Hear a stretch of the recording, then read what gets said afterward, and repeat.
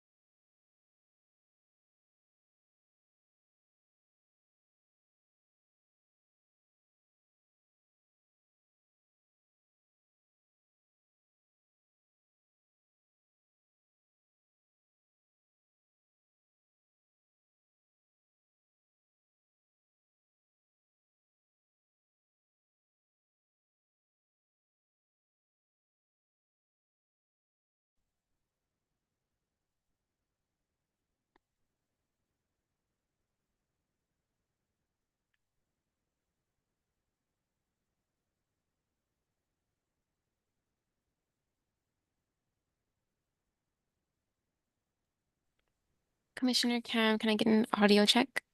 Yes, hello. Hello. Okay, thank you.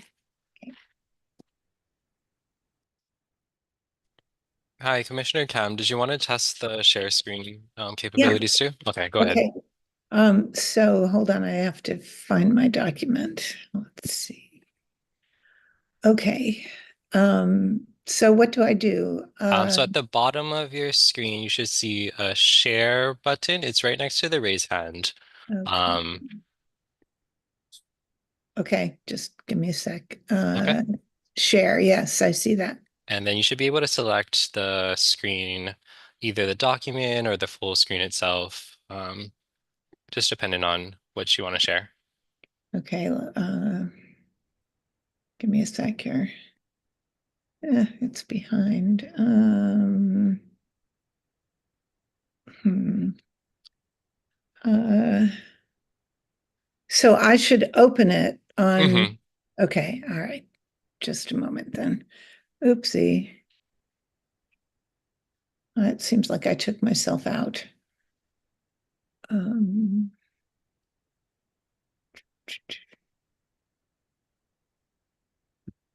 heck. Okay. All right. Starting over. Open the document.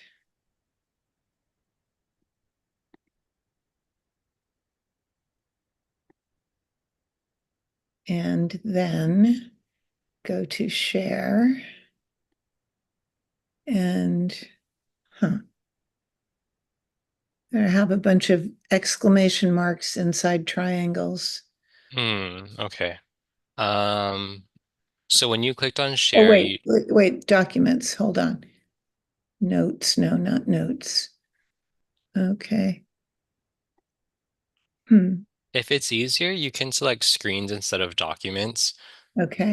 That should be the first tab. Yeah, I see that. Okay, and then do you see the options for entire screen, application windows? Yes. Okay, you may want to just select application windows. That way you can determine um, a single Okay. document versus sharing your entire screen. Uh, okay, I'll just pick one. Oh, hmm, I'm not sure. I get wallpaper options. I don't care about that. Uh, hmm. Share. If it's an issue, did you want to send it over to us and we Let me can? send it to you. That Okay, sounds much better. yeah. Yes. Okay. Allow Zoom Workplace to share your screen. Oh, wait a second. Let's try that. Open. No, I'm going to let you do it. That seems much Okay. easier. Go ahead and just email it to the general inbox. You should have that email address already. That's Okay. elections.commissions@hawaii.gov.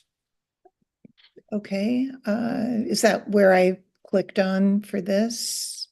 Let's No, see. so you can just, is it a large Oh, document? What are we no, it's talking? just it's one page. It's Okay. one Yeah, Excel why don't page. you email it to me at elections.commissions Okay. at hawaii.gov.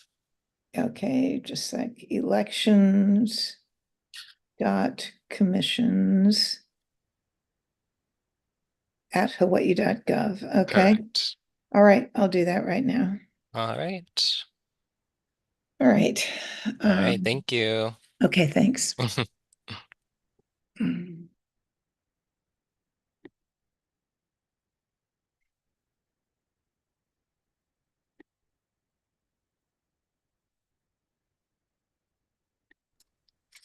Commissioner Andrion, can I get a mic and video check, please? As well as Deputy AG Ching. Good morning. Good morning. Thank you. Good morning. Testing. Thank you.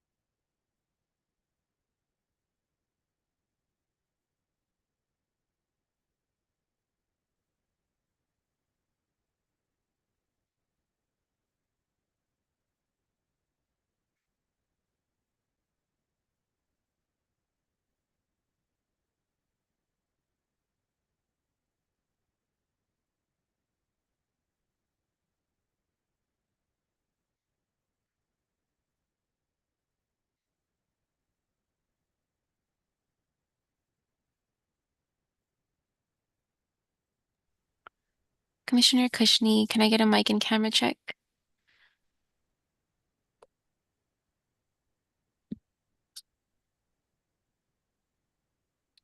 Mhm.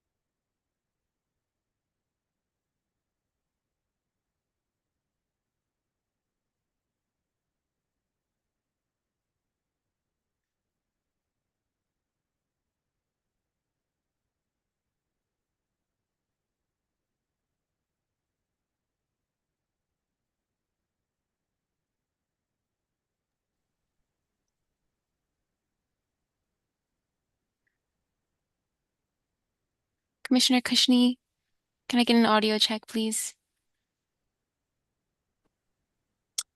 Good morning. Can you hear me? Perfect. Thank you. Good morning.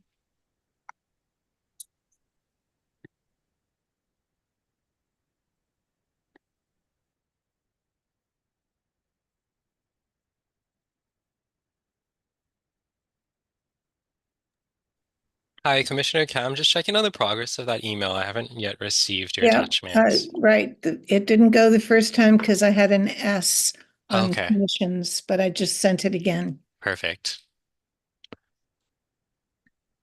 Good morning. All right. Good morning, Chair Curtis. Thank you. See your camera's working.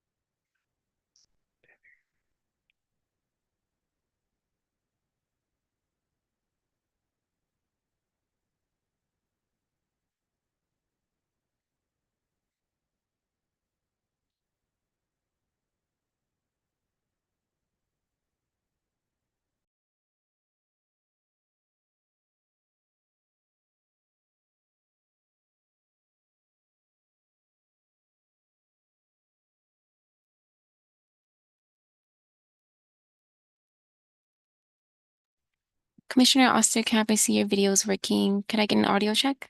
Yep, I'm here. Okay. Thank you.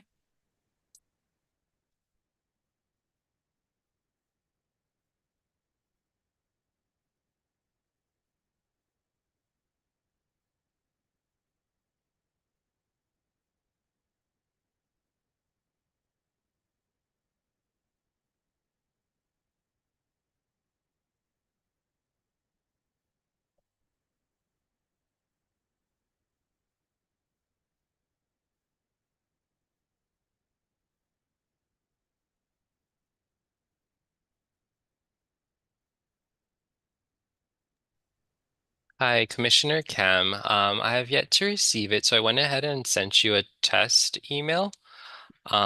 If you or once you receive that, you can go ahead and reply to it with your attachment. That way I know that you're sending it to the correct email address.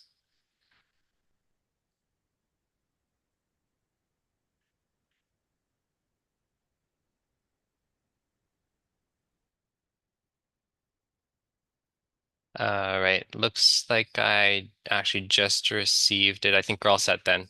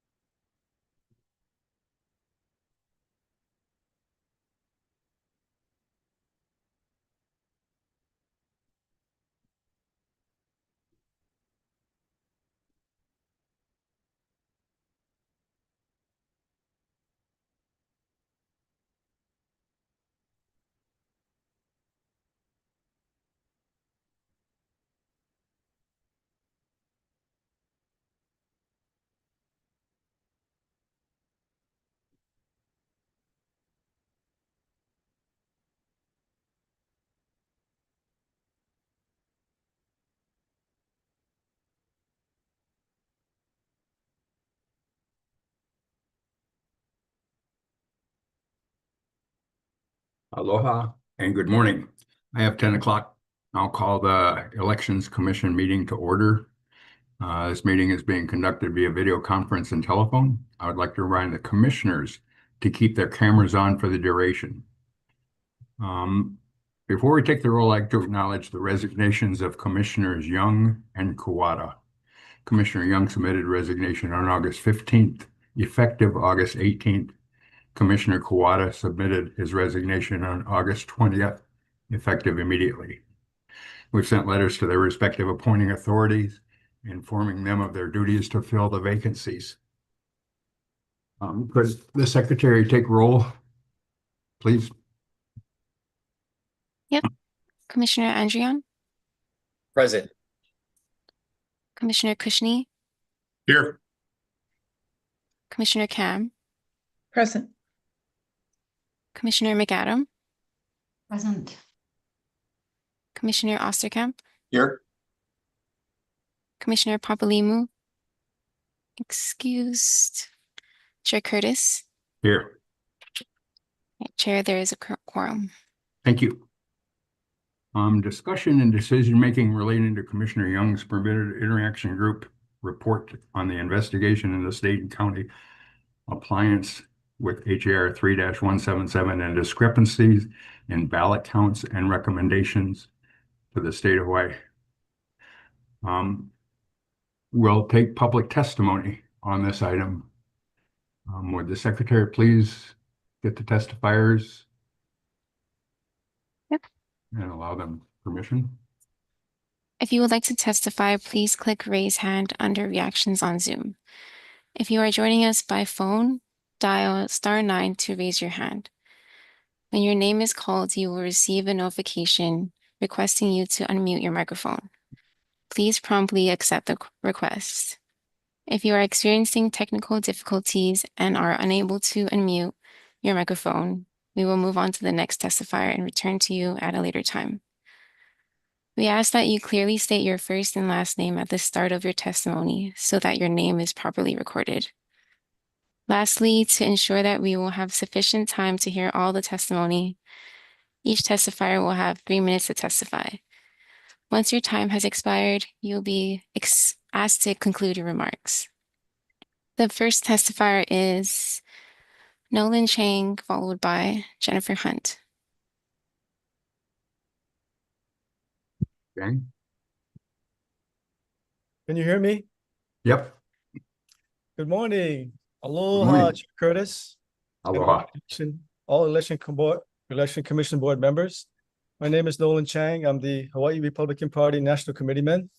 For your situational awareness, I wanted to share with you a letter I wrote recently to the Department of Justice. Here is an abbreviated version. I'm writing to request a thorough investigation into the Hawaii Office of Elections and Hawaii Election Commission due to numerous allegations and evidence of election irregularities, ballot fraud, chain of custody problems, and more. Based on the information I am submitting for your review, there are several issues that warrant a full investigation. 1, audit and ballot reconciliation concerns. Post-election audits are conducted using ballot images rather than physical ballots, which can be manipulated or duplicated. The final number of mail-in ballots counted on Kauai increased by 661 without explanation, suggesting potential ballot addition during the process. The final number of mail-in ballots counted on Hawaii Island increased by 19,000 without explanation, suggesting potential ballot addition during the process. 2, chain of custody problems. None of the counties are keeping chain of custody in accordance with HAR 3-177 453, which means the number of ballots collected by the counties cannot be accurately compared to the number reported counted by the state. Ballots transferred from Kauai to the state counting center were transported in unsealed cardboard trays, violating security protocols, HAR 3-177, TAC 61. 3, signature verification issues. Signature verification is not conducted in the presence of official observers, and there are no logs or records to audit this process, making it non-transparent and non-credible. The number of ballots reported as signature verified is tracked by the statewide voter registration system.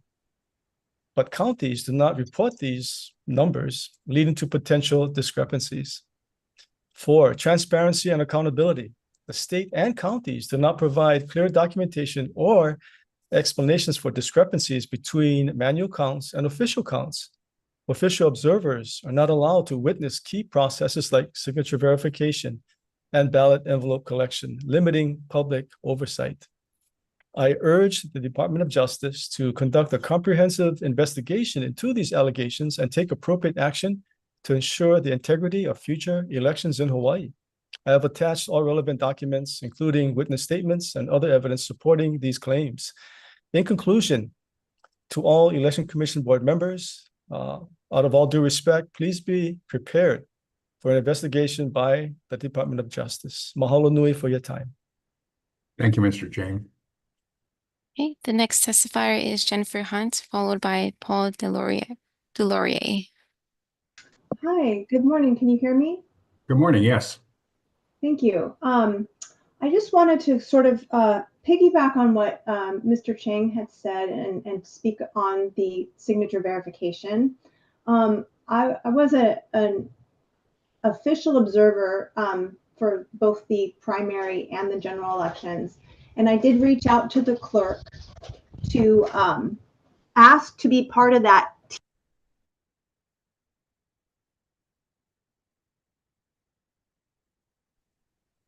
We've lost you, Jennifer.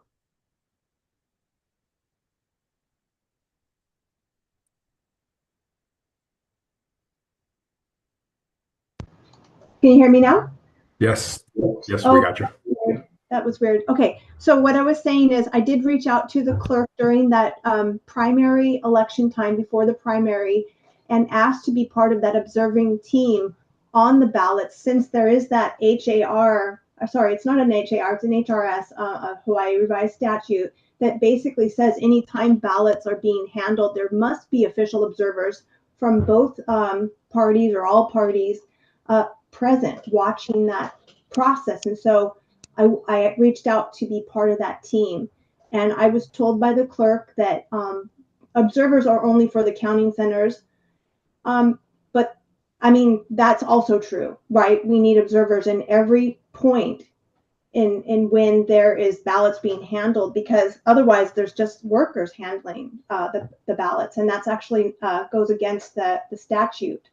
So the HARS, it's 11-154, it's records and disposition. The voted ballots shall be kept secure and handled only in the presence of representatives not of the same political party or official observers, in accordance with the rules adopted for the various voting systems. And it goes on. But I just wanted to reiterate that we have a breakdown in this process, from the drop boxes. No observers are there to see who's signing off. The lack of records in Maui County, and the general disregard for people who are asking for these things, who are wanting the elections to be secure, so we can all be, we all can say, well, if things are right and secure, then we're all happy with it, even if we don't like the outcome. But that's not happening, and so we really need to have some changes here. And I believe it's the Election Commission's duty to follow up on these investigations and these processes to allow for those changes to happen. I appreciate the time. Thank you so much. Thank you, Ms. Hunt. The next testifier is Paul Delorier, followed by Austin Martin. Good morning. Good morning. Aloha, Commissioners. My name is Paul Delorier, and I'm here on Maui. I have been an observer for 4 elections. Also, I am the director of the Maui Pono Network. It's a political action committee where we spend thousands of hours vetting candidates and then supporting them in the campaigns. We have many, many volunteers, hundreds of volunteers, and it's very discouraging when I see the processes that I've witnessed in our elections. Let me start by just reinforcing what Jennifer was just saying. I try to get into be an observer for the signature verification. And I was only able to go like 2 rooms away from where the actual verification was happening. And then on top of that, we have issues with the thumb drives. Now, if you can imagine that they are collecting hundreds of these little thumb drives. And again, they are not being monitored. There's no observers over these thumb drives. Basically, what happens at the polls, they take each voting machine has a thumb drive like this. They collect them at the end of the day, and then they bring them to the main counting center in our chambers. And then from there, Hart puts them in their machine. They do not use the paper ballots that are verified by the voters as they put them in the machine. They use these thumb drives. These thumb drives can, first of all, be lost, misplaced. They can be changed also. They are vulnerable for hacking, even though Hart says that they are secure and that but there is ways that these devices can be hacked. And I've talked to several computer experts and they said it's not a big deal to do that. Then we go from these thumb drives, we go into Hart's machine. And if we look at what's happened there, I have seen from election integrity groups how they can change these computers midway through. So even though there's verification happening on a few ballots, there's aspects of that that can be manipulated within the Hart machine itself. Then there's the transfer of this over to Oahu, to their tabulators. First of all, that transfer process is also vulnerable, as well as the tabulators themselves. I have seen it time and time again, where they've shown where I was with a group in California, and I asked them, can you go hack Alaska? So they got into the county tabulators in Alaska. Thank you. They had the codes. So again, I'm very concerned about all of these different aspects. We had a petition put out about Scott Nago to. Thank you, Mr. Delorier. Okay. Okay, the next testifier is Austin Martin, followed by Tara Rojas. Aloha. Thank you for having me. My name is Austin Martin. I am the chairman of the Libertarian Party of Hawaii. I represent the libertarian movement out here in a big way, and I've definitely been here before, and I've been watching these problems unfold for several years. I was an election observer in 2022 when I attempted to report serious misconduct. I was threatened with arrest and removed from duty. And this is an extremely concerning pattern of omissions and errors that really just pervade the entire elections process. In Title II, 19-3, what is it, subsection 8, every public officer by law required to do or perform an act or a thing with reference to any provisions in any law concerning elections who willfully fails, neglects, or refuses to do or perform the same, or who is guilty of any willful violation of any of these provisions thereof, is guilty of election fraud. I believe that's misdemeanor election fraud. It's a pretty substantial charge, though, and would be relevant to this discussion. Because earlier this year, I attempted to get the statewide voter list, which by law should be available from the Office of Elections. The Office of Elections declined our request, so we are not able to have the statewide voter list. And there's a problem because there are discrepancies between the counties and the statewide list. And for the purposes of running a political party, we definitely need our data that we're entitled to by law. So their willful refusal to provide that is a little bit mystifying and troubling. I'll be honest, I watched them do things in the 2022 primary that made me feel like it was not at all secure, including things that specifically violate statute. That was systematically covered up. Everything I had to say was covered up. I got threats. I got all kinds of stuff. It was bad. It was really, really bad. And all because I tried to tell the truth. And there are a lot of people who've been working a long time here A lot of people who have had to suffer in order to get us to this point, to get people to listen. And I think it's a violation of the law to not take action on the matters here, regardless of which party it helps or hurts. Let the chips fall where they may and do the right thing. That's what we're here to do. We care about our Ohana, we care about our Aina, we care about our people. And this is our only way to really restrain the abuses of government that are happening every day in Hawaii. It's a disaster. Things are falling apart. And this election process is the core of fixing it. You have more than enough evidence to act. You have more than enough going on to know that this is wrong. You have a chance to do the right thing before the hammer comes down, and it will come eventually in one form or another. If you make peaceful redress of grievances impossible, you make much less desirable options inevitable. And I would just hope that you guys remember that what you're doing has consequences. Thank you, Mr. Martin. The next testifier is Tara Rojas, followed by Shelby Billionaire. Aloha, Tara Rojas. I'm going to echo what everyone said, that it is time that truth prevails. It is time that Pono prevails. It is time that Hawaii stands in truth. The truth of the matter is that there is corruption at all levels in this election process and in the standing of the state as well. This is not a state. It's a belligerently unlawful, illegal, occupying fake state of Hawaii. Thus, for 132 years, we've lived in this corruption.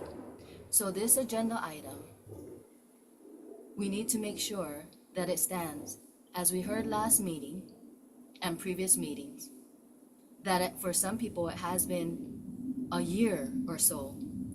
Again, just trying to get their basic right to be heard, especially when they're calling out things that are wrong. They have these complaints that until we really kept showing up, kept insisting that laws and rights are upheld, did it finally happen? So there are going to be consequences for being unlawful, being deceitful, and being a part of this continuous corruption of the fake state of Hawaii, which does not have jurisdiction. However, in the meantime, we can rectify what is wrong, and we have it on today's agenda item, the 3 agenda items. And so putting that for the record, as well as even if resignations took place, if they were a part of it, everyone is accountable. So we have the records of the minutes. We can look at the decision making, and mind you, a lot of the meetings, the minutes were not even correctly written or things were included.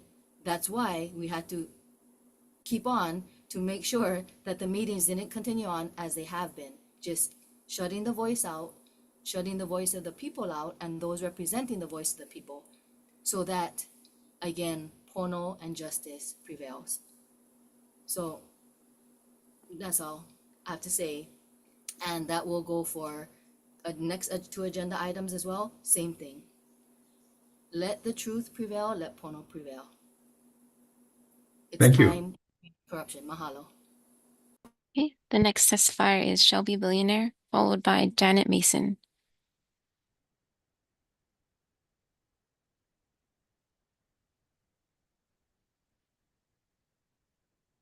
Shelby, we can't hear you.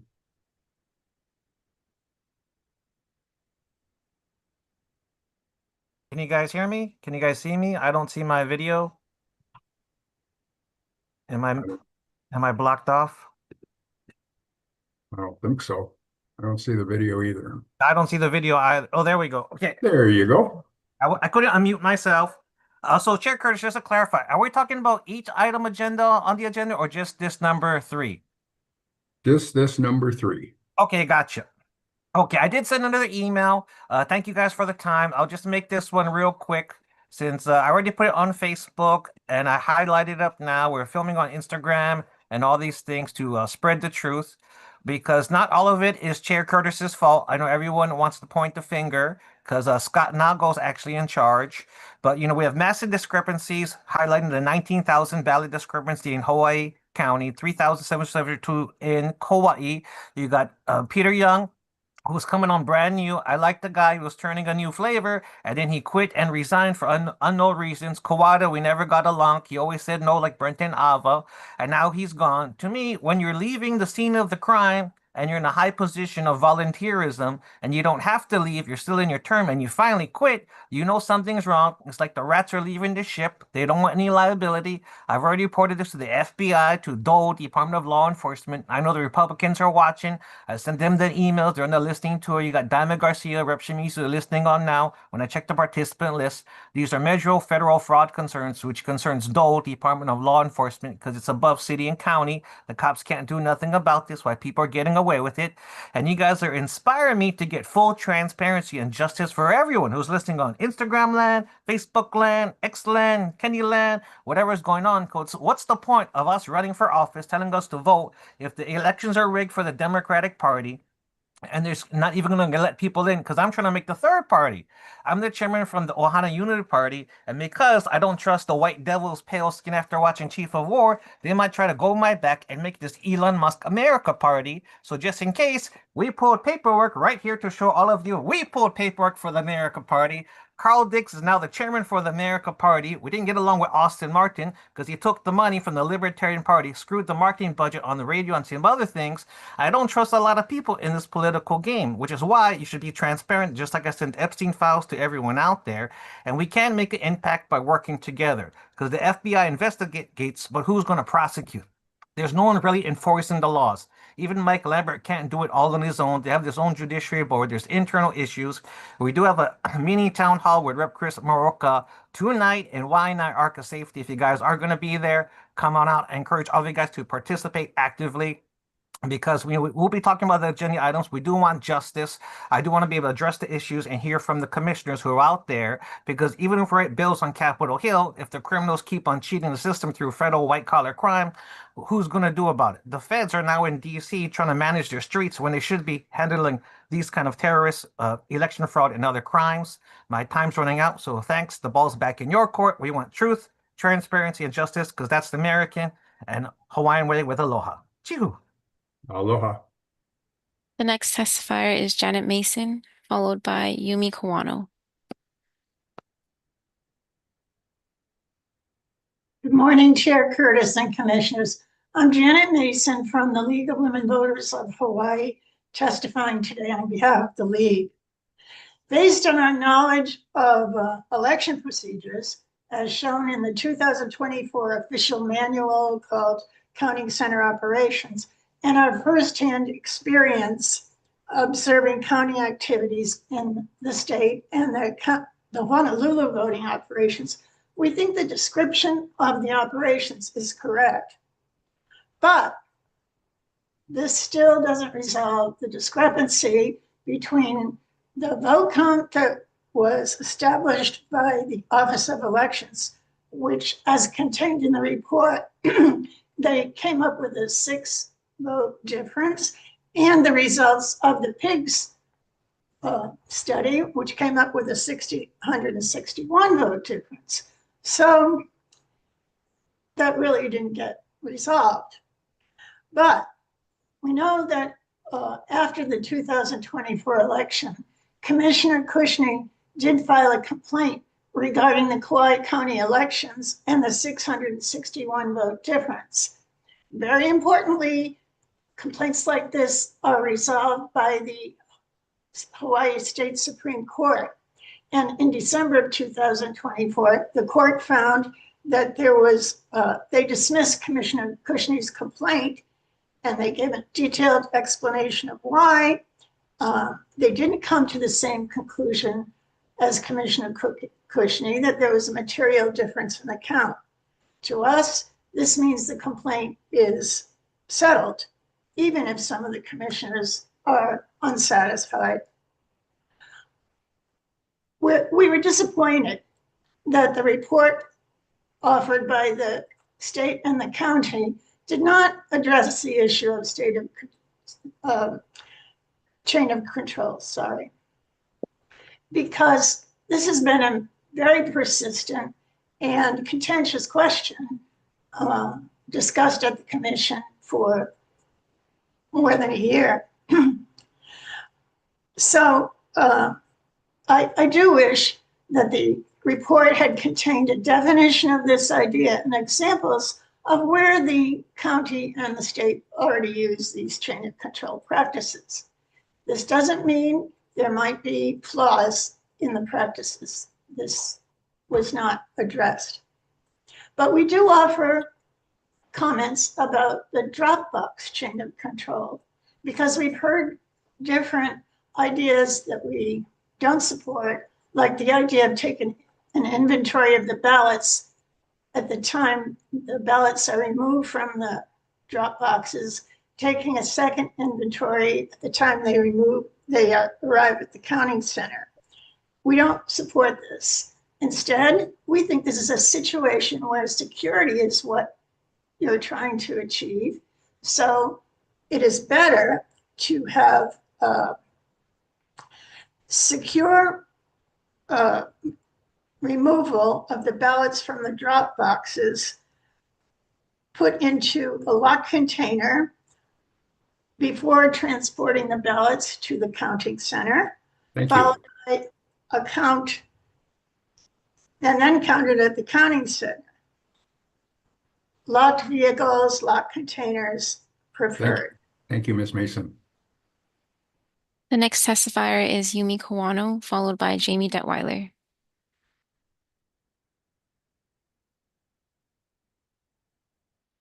Good morning. Good My morning. name is Yumi Kawano. I'm calling you from Volcano, Hawaii Island. Thank you for having this meeting. And thank you for the people who brought this to my attention. I ran for county mayor, Hawaii County Mayor, 2024, 2020. I've always known something's been wrong. And there's enough evidence to, in my opinion, this is now out of this, in my opinion, we should be doing everything we can to make sure that folks can vote. Everything, so that people have a voice, even to a point where there's shuttle service. Bring back polling places, but more than anything, because there's been 19,000 unaccounted ballots for the island of Hawaii. I say, in my opinion, this is discriminating for votes. And in my opinion, the federal government needs to oversee this unfair state election in Hawaii through the Department of Justice and federal courts. It's now time to take it out of the state's hands. And I believe a vote needs to be recounted. There needs to be another vote. This is absurd. And it's only fair to the people of the state of Hawaii that it's redone. We must comply with the federal statutes and the U.S. Constitution, and we haven't. Not me, but those that are in charge. I don't know who. I'm not pointing fingers. I don't have enough information, but we can't even recall all those ballots because we don't know where 19,000 ballots are for this island alone. We need to have federal observers. We need intervention. That's all there is to it. And I'm going to do everything in my power to make sure that that happens. I saw people homeless that wanted to vote, and I gave them and I helped them vote, get registered, but all for nothing. So please do everything you can. If you have a conscience, and I know we all do, most of us do, then let's do the right thing. Thank you for allowing me to be here to talk to you about this. And again, we need a federal intervention, and I'm going to do everything I can to make sure that happens. Aloha. Thank you, Ms. Kawano. The next testifier is Jamie Detweiler, followed by Andrew Acker. Aloha, can you hear me? Aloha, yes. Yes, Chair, thank you. My name is Jamie Detweiler. I'm the president of the Hawaiian Islands Republican Women and also a former 2022 House of Representatives candidate. Today, I'd like to testify on agenda item number 3 in support of Commissioner Young's and his team's recommendations from the PIG that was conducted. I think it's really important to focus on those points. I'm not going to go over every single one of them, but I will highlight the first 2 points. To hold the state and county officials accountable for what happened during the 2024 election. Also, to request that efforts be made to modify the administration of elections in the future and change the rules to ensure the security of the ballots. I also strongly recommend that a permitted interaction group investigation be conducted for each county. I'm very glad that it was done for Kauai County, and it should have been done. But there have been many discrepancies and observations, hard evidence of, I'm going to say it, corruption, because processes, procedures were not followed. I served as an official election observer for the 2024 election, and there are many things that I did see and have previously noted in this election commission meeting, which have not been addressed to this day. I cited those specifics on my written testimony, and I hope each of the commissioners on the call today have taken the time to read my testimony. Specifically, HAR 3-177-453, the accountability and security of ballots. I cannot stress that enough. Many testifiers have also stated that they've made those observations with regards to chain of custody.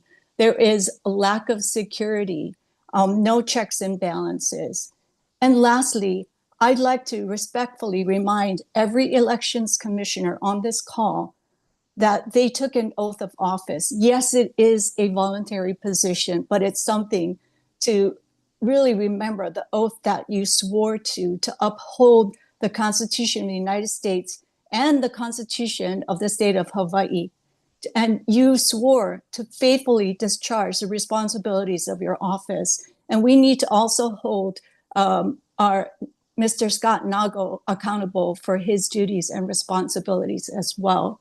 So I strongly recommend that a PIG be conducted for every single county and to assign leaders and team members immediately. Mahalo. Thank you, Ms. Detweiler. The next testifier is Andrew Acker, followed by phone number ending in 6793. Aloha kako, Andrew Acker here. Mahalo everyone for being here. Mahalo e keakua and EO. Thank God for all of the public support for Ralph Kushney and for the other people that are in the commission we're really working to do the right thing. And I just want to take this time to pray for Mike Curtis, for Scott Nago, to pray for Jared Osterkamp, because I could see the fear in their faces. I could see the stress. And I just I pray to God that he will just guide their decision-making and everyone in the commission's decision-making and do the right thing to do the PIG, as Jamie said, do a PIG on every single island in every county and really get to the bottom of things and turn a new leaf.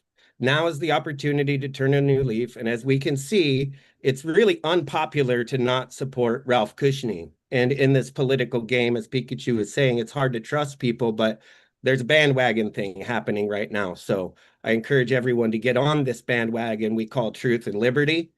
And yeah, mahalo for your time. I yield. And amen at the same time. That was a prayer and a little bit of soapbox. Mahalo.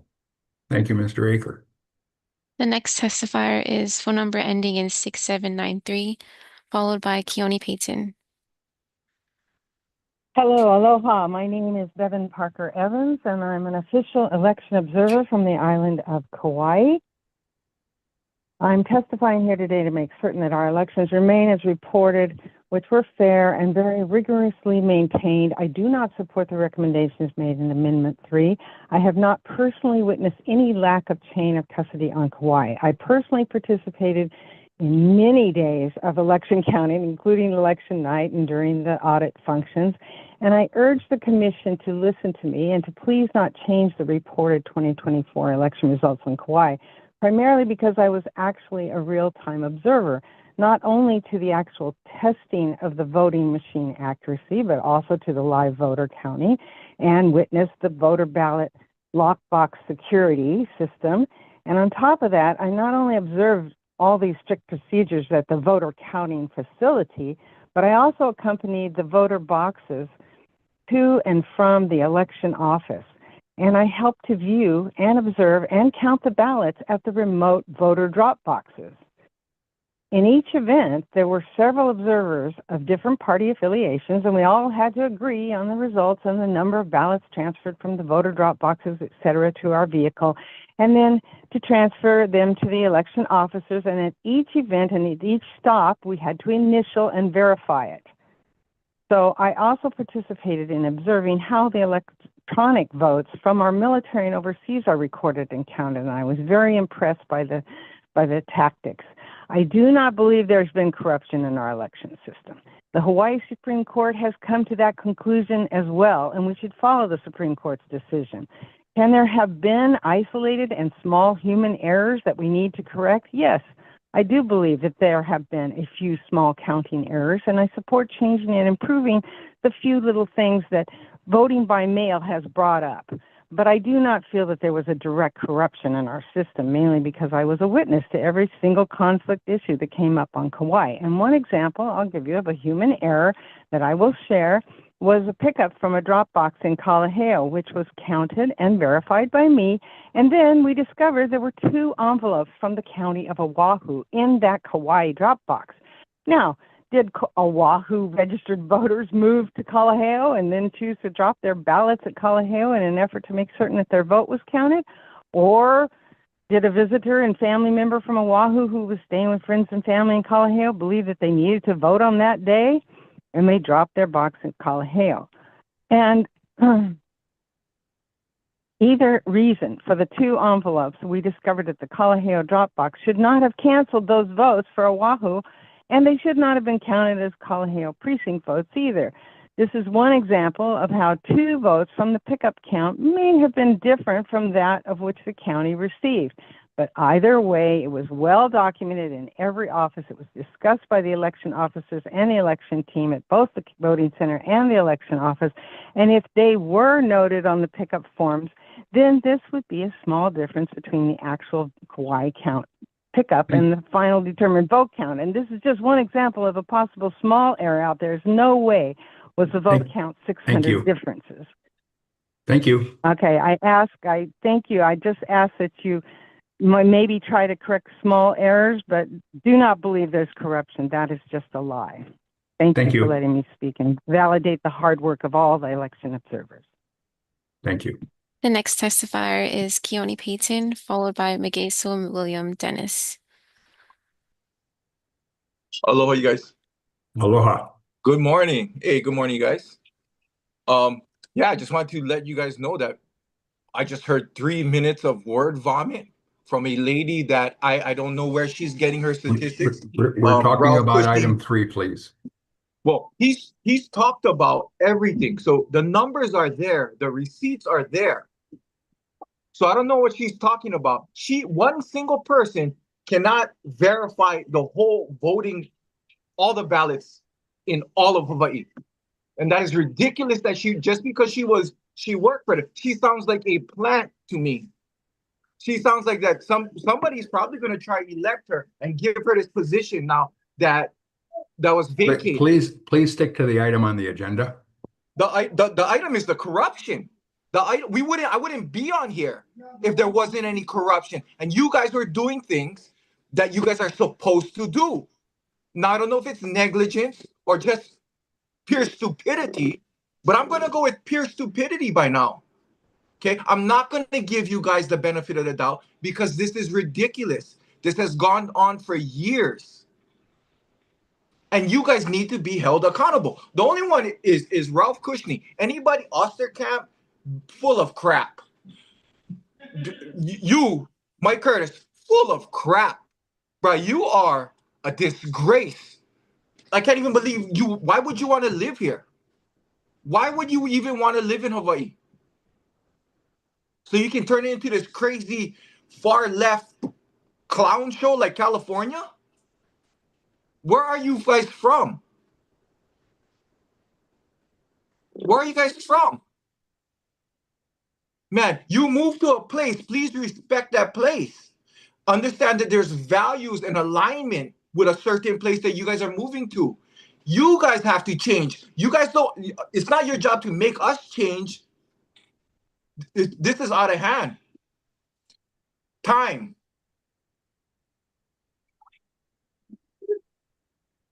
I yield.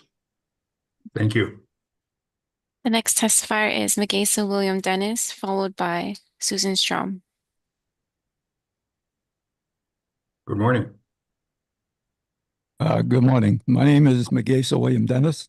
Thank you to the commission for forming a PIG committee to investigate 19,000 missing votes on Big Island that could have changed the outcome of many elections. I support Ralph Kushney in his efforts to pursue truth and fair elections in Hawaii. As I mentioned during my Kauai testimony, it applies to those involved in Big Island elections is this. Anyone participating in election fraud during the 2020, 2022, 2024 elections needs to resign, lawyer up, or become a whistleblower for participating in the overthrow of the Republic form of government by your involvement in an unfair election in support of the UN agendas 2021, 2030, the COVID-19 hoax, and the experimental bioweapon, or better known as crimes against humanity. It is no secret that mail-in voting is the most insecure way of voting. Machines are hackable and susceptible to software that can flip votes, and admin access by unauthorized personnel, and more is real. We need a holiday for elections. We need in-person voting by voter ID with watermarked paper ballots and same-day hand counting of ballots in real time. For those here or listening in that were directly involved in or observed election interference and more, the pathway to accountability will come through the following potential and alleged crimes in violation of Hawaii Revised Statutes, Chapters 11 Section 132, Chapter 19, Section 3, Chapter 19, Section 3.5, Section 4, Section 6, Chapter 571, Section 57, Chapter 708, Section 835.65, Section 871, Section 875, Chapter 710, Section 1010, 1061, 1062, 1072, 1076, and 1080, the Hawaii Constitution, Article 1, Section 2, the Hawaii Constitution, Article 1, Section 5, and Article 2, Section 4. Alleged potential violations of U.S. codes under Title 18, Section 201B, 241, Section 242, Section 371, Section 595, Section 597, Section 1001, Section 1030, Section 1331, 41, Section 1343, 1346, Section 1349, Section 1353.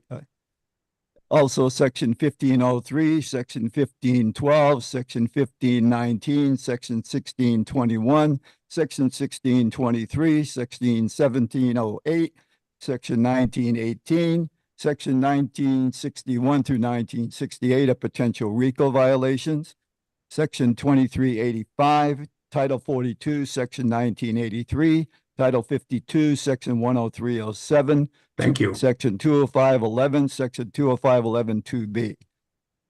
In the U.S. Constitution, 14th and 5th Thank you, Amendments. Mr. William Dennis. The next testifier is Susan Strom, followed by Wallen Christian. Aloha. On the agenda, I do want to make a quick comment on phone number 6793, who asserts we should trust our Supreme Court. She obviously expresses lack of awareness that we have a captured court system that has worked in concert with their larger agenda and has often weaponized against the people of Hawaii for their profit, their own profit and convenience. You're talking about item 3? I'm talking about the agenda item we're talking about. Thank you. Yes. And I'll roll into that in a minute.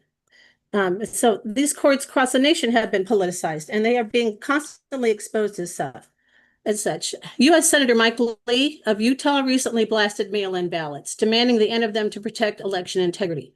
President Trump also recently posted his pledge to get rid of mail-in ballots and, quote, the highly inaccurate, expensive, controversial voting machines, which cost 10 times more than the accurate and sophisticated watermark paper, which is faster and leaves no doubt at the end of the evening as to who won and who lost the election, unquote. So much so that he's going to be issuing an executive order directing this in the near future.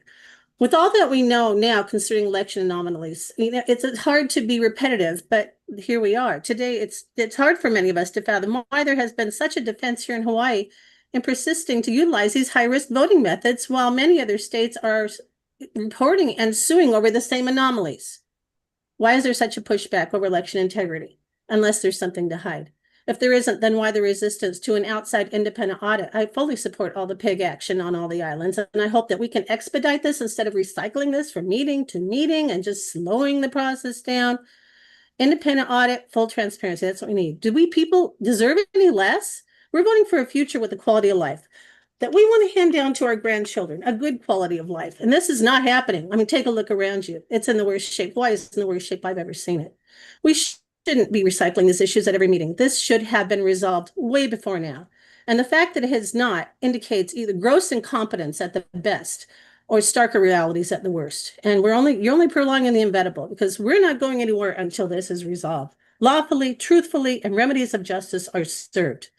And because of the snail's pace and resistance of any of the outcomes, we can only guess you don't want us to get to the source of this huge problem. And frankly, by now we're pissed. Our votes do count, and we're coming after anyone who gets in our way. And I call on Scott Nago to step down and any complicit election officials, county officials immediately, so we can get forward and expedite this process for the sake of the people and the future and the health of these islands. Mahalo. Thank you. The next testifier is Wallen Christian, followed by Tamara McKay.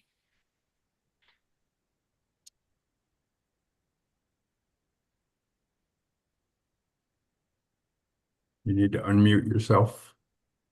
Yeah, I just found the button. Good morning, ladies and Thank you. gentlemen. Good morning, ma'am. Chair and commissioners. Excuse me. I am in total support of this PIG decision. It's unfortunate that Commissioner Young did vacate his seat. I'm hoping that we find 2 replacements for those 2 seats, himself and Kuwota, that are for the people in actuality. Now going on to number 3.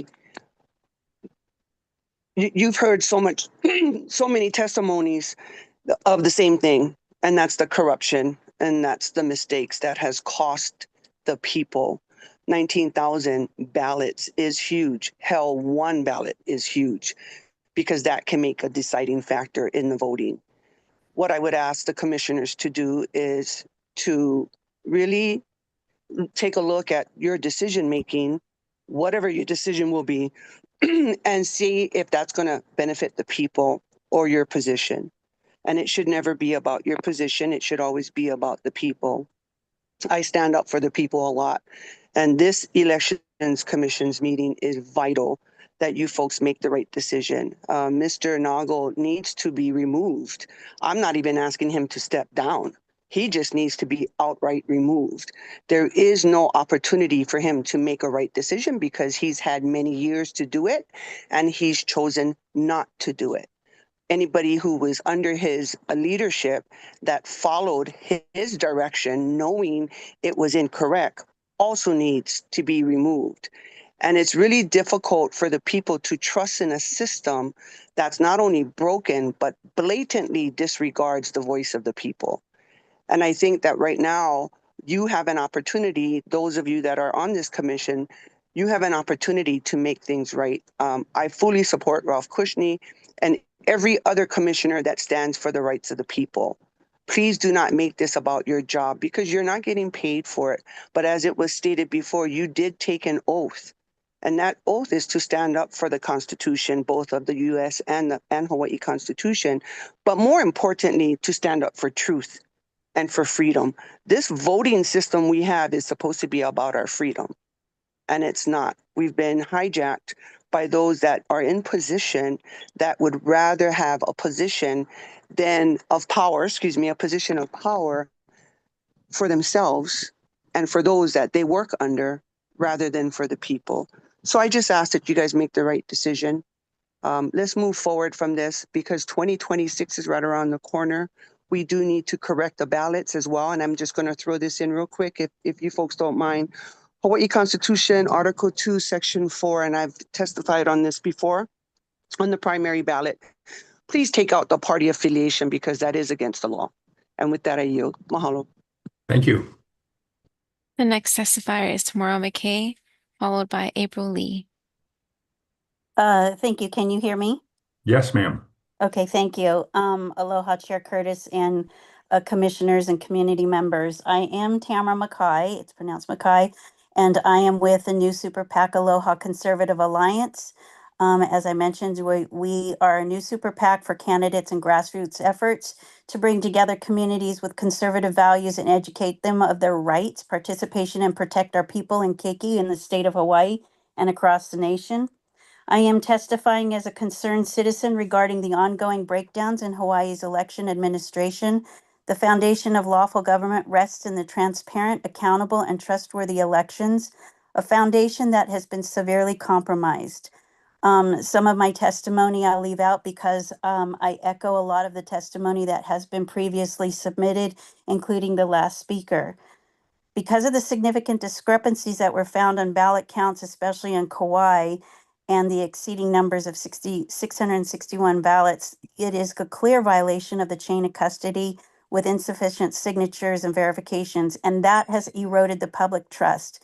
That is a message that we need, that we are sending to the leaders of the state of Hawaii, and this isn't a political effort. This is across party lines, as corruption lies within the system in all areas, and that is what we are trying to address and eliminate.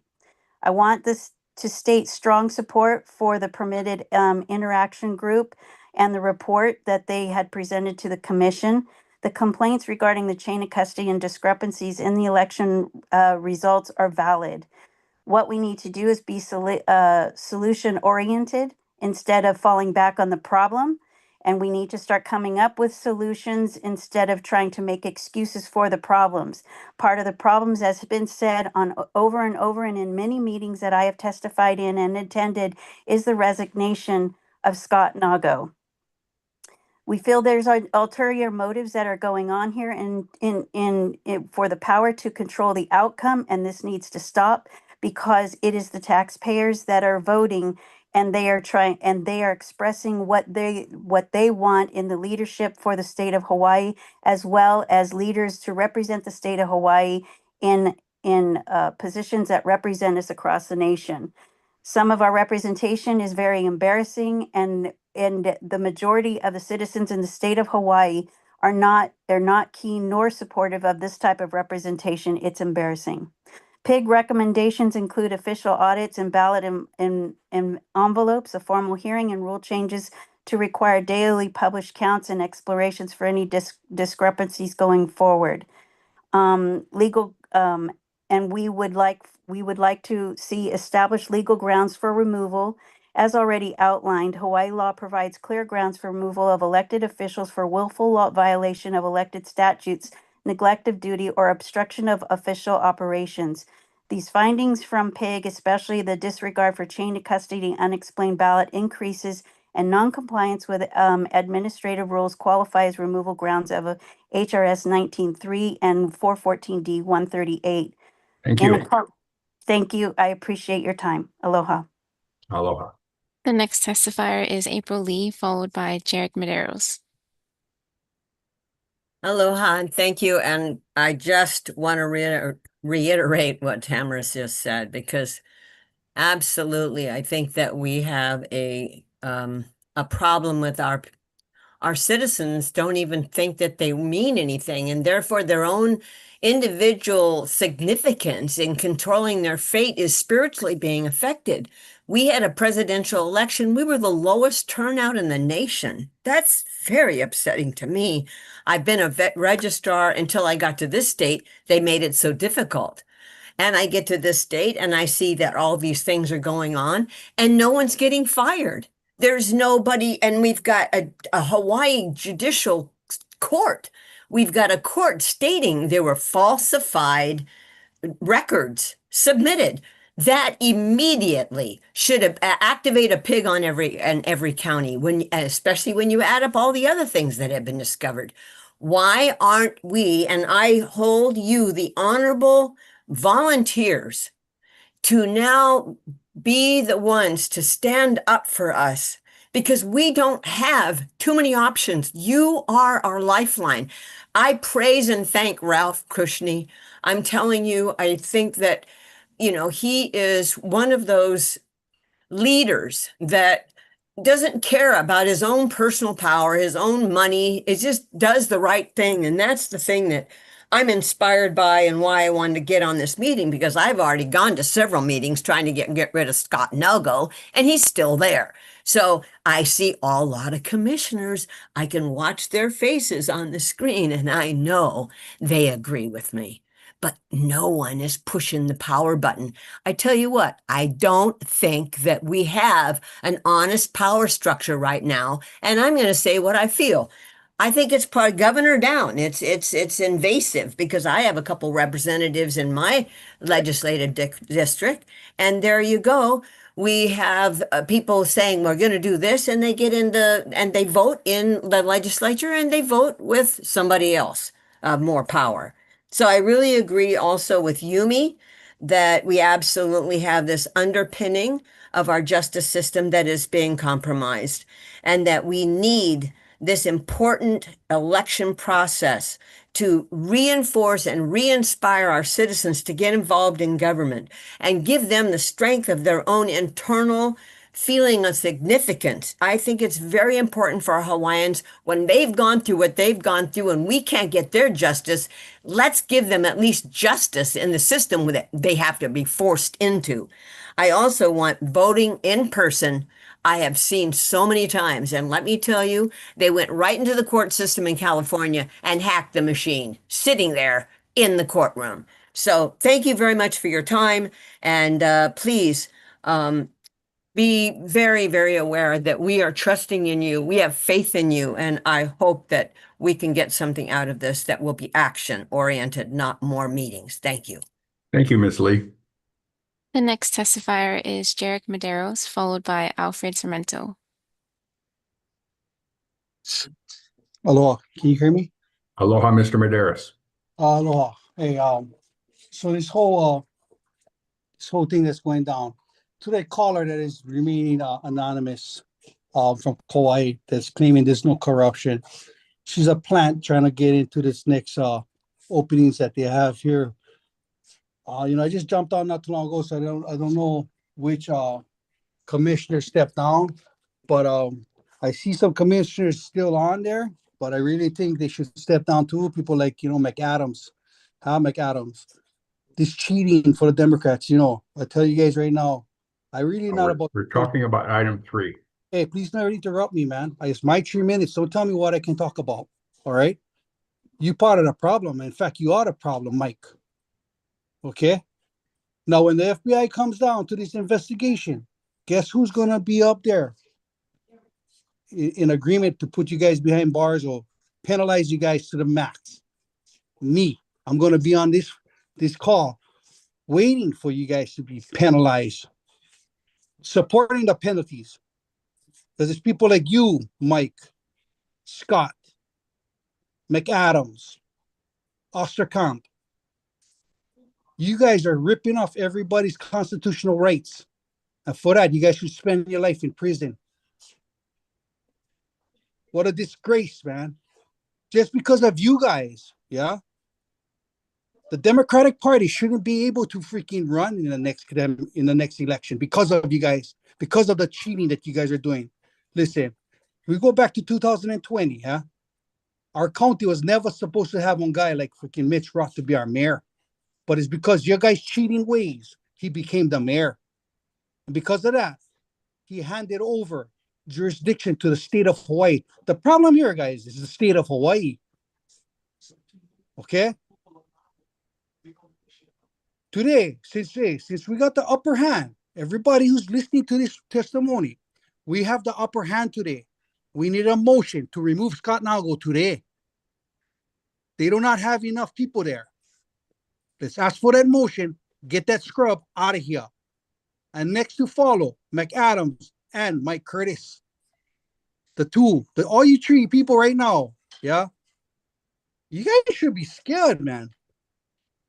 When you talk about FBI, corruption, and you guys' faces is right there. Listen, everybody on top of this meeting right now, we all for it, but to get rid of you guys. But I tell you guys right now, what needs to be done is the county should have its own election and the state should have its own election. Don't mix it up.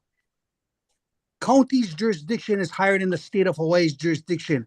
And right now, the county is following the state when it should be the other way around. Understand, we shouldn't be following the state of Hawaii. It's an illegal government entity unlawfully asserting their laws in Hawaii.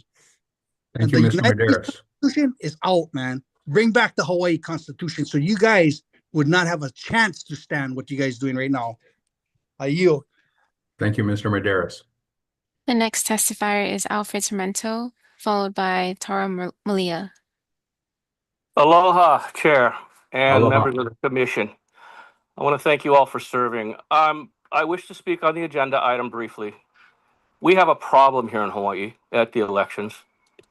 The number of votes that are up, that are changing constantly, the reasons for these discrepancies really this whole thing needs to be addressed, because our basic understanding of Hawaii's people for our representative democracy is at stake here.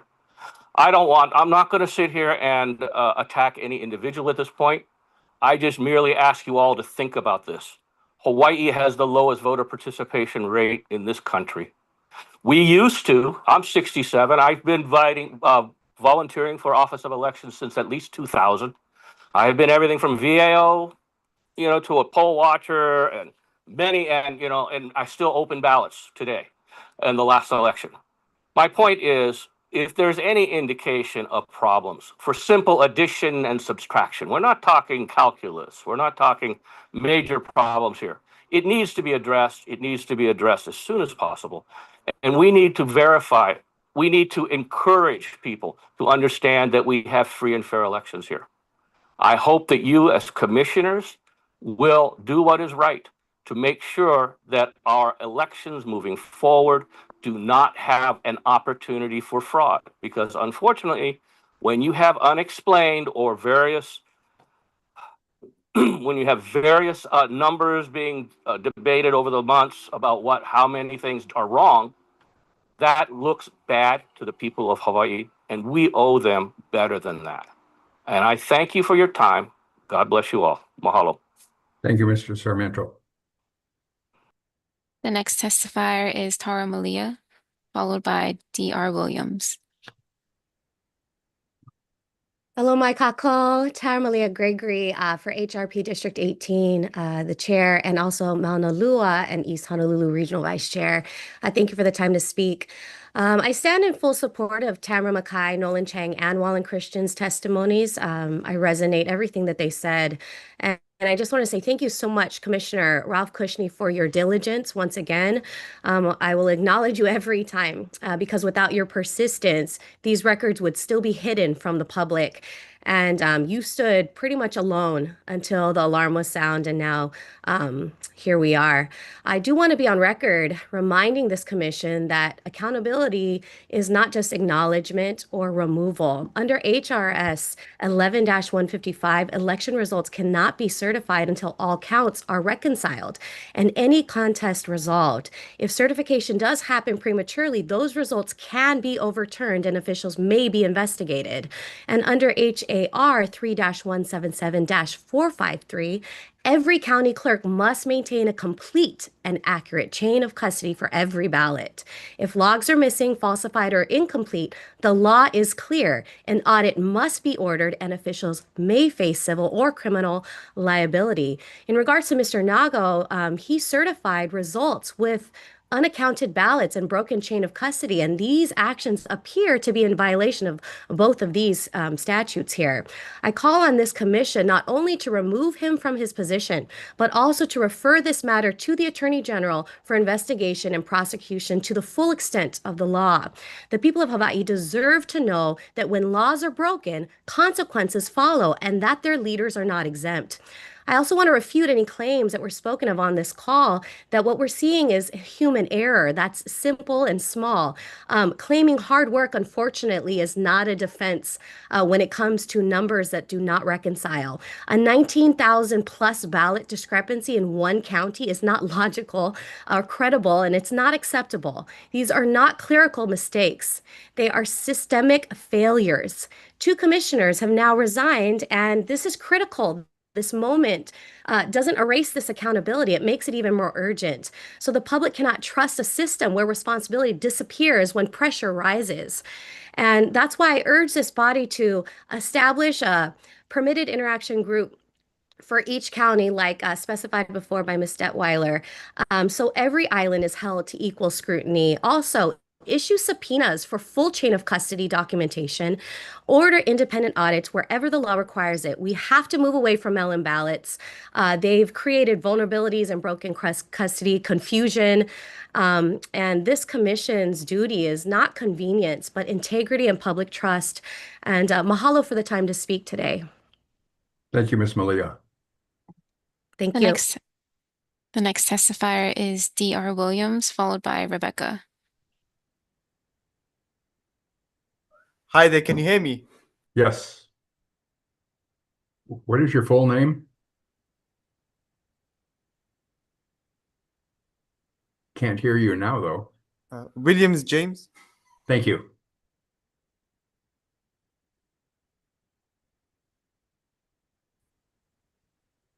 Lost your audio.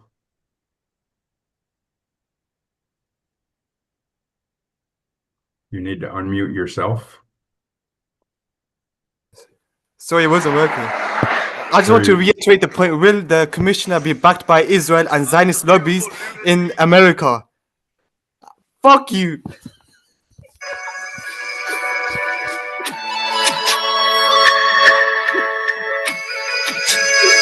Thank you.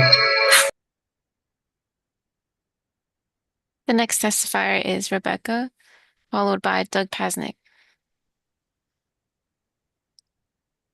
Rebecca, please state your name.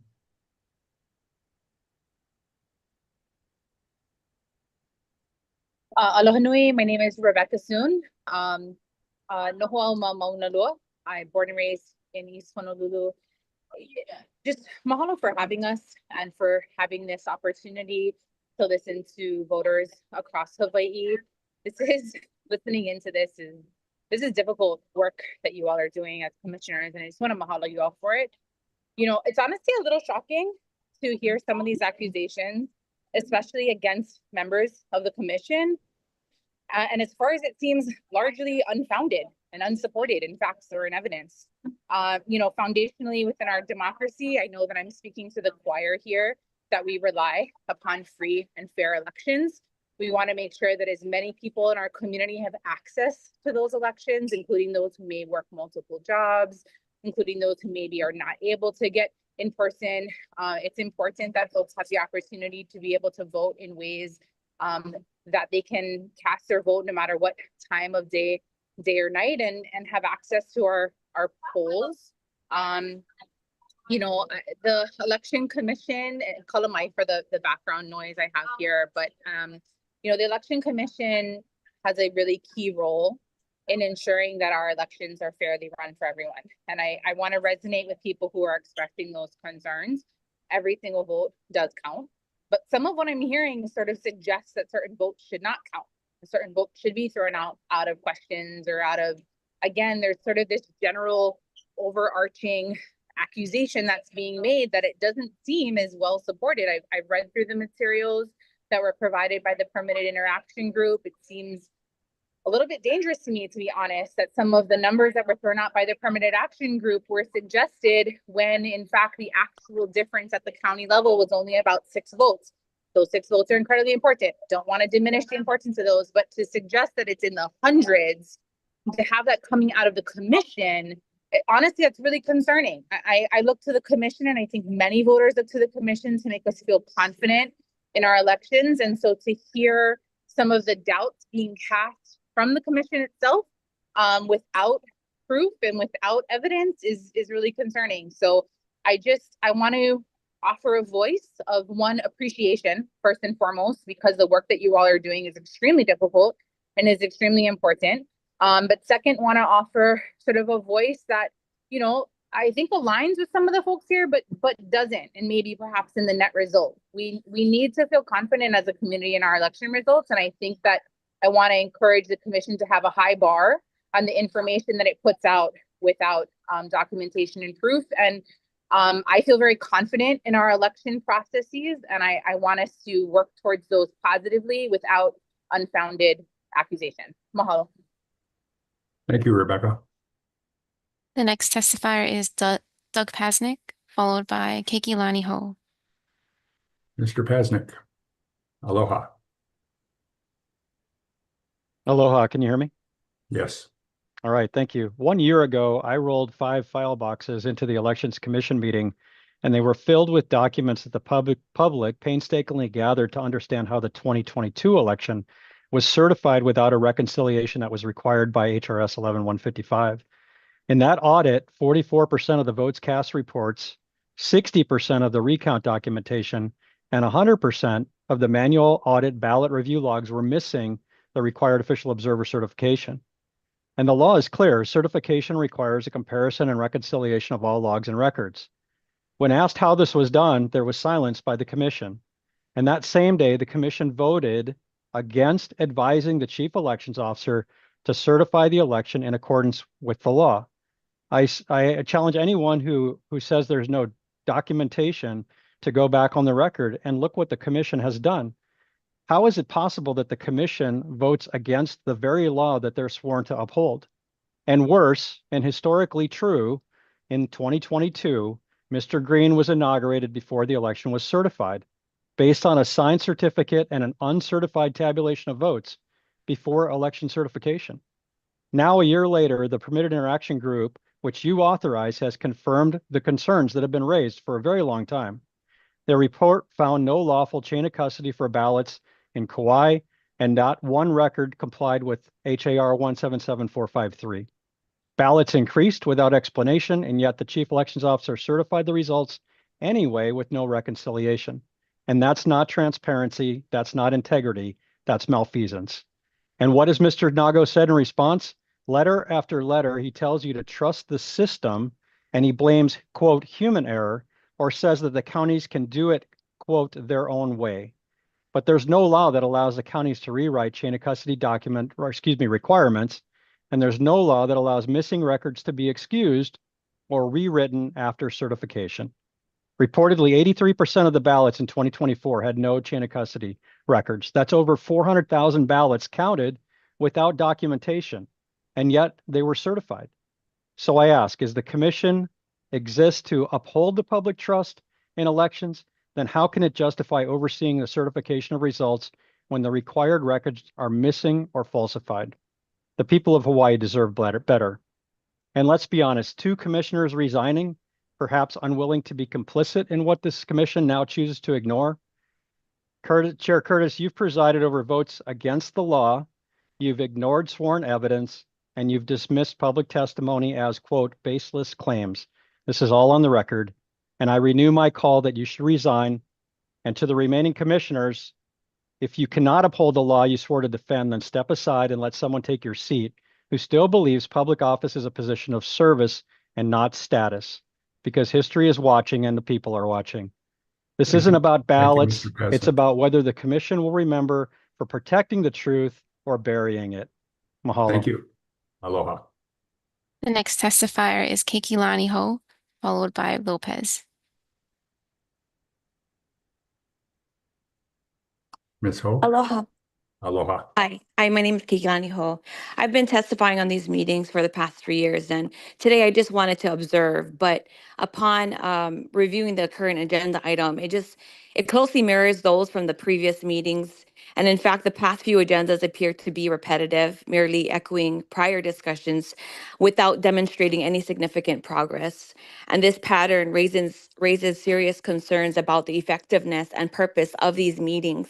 And to be clear, my criticism is not directed at the community members who continue to testify, but rather at the commission itself. If these meetings fail to result in meaningful, proactive solutions to these issues consistently raised by the public, we really have to ask, what is the purpose of these meetings? It seems that the commission listens, but there is little evidence of true comprehension or follow through. Meeting after meeting, we hear the same concerns. It's always the same, particularly regarding voter integrity. Yet there has been no clear, comprehensive plan of action to address any of it. And were these roles compensated, the commission? A lack of measurable progress would likely lead to serious accountability measures. And the fact that these positions are voluntary should not exempt the commission from delivering results. And as it stands, the commission resembles a panel of unpaid therapists, present to hear concerns, but offering no solutions to alleviate the problems. The issue of voter fraud has been a persistent and deeply rooted concern voiced by members of the community for many years. Despite changes in the composition of this commission, the same citizens continue to show up advocating for transparency and accountability. That consistency speaks volumes, and we are not going away, and we will not abandon the pursuit of justice for Hawaii. Therefore, I respectfully urge each commissioner to reflect seriously on your responsibilities. Either fulfill the duties you committed to with integrity and action, or consider stepping aside so that others willing to act with urgency and purpose can serve. I yield. Thank you, Ms. Ho. The next testifier is Lopez, followed by Jason B. Please state your whole name, Mr. Lopez. Ms. Lo-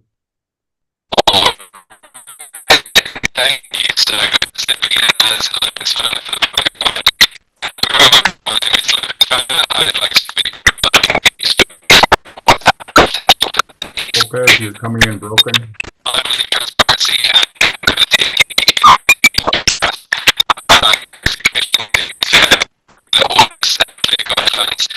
We can't understand you.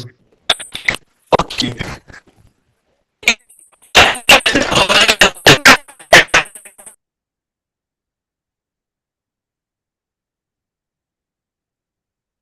Thank you, Mr. Lopez. The next testifier is Jason B. Aloha, Jason. If you could unmute yourself. Jason B. Please Hi state- there, can you hear me? Can't hear you. Please state your name. Israeli. Zionist.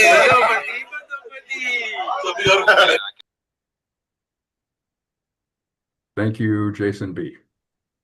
The next testifier is Mary Healy. Ms. Healy?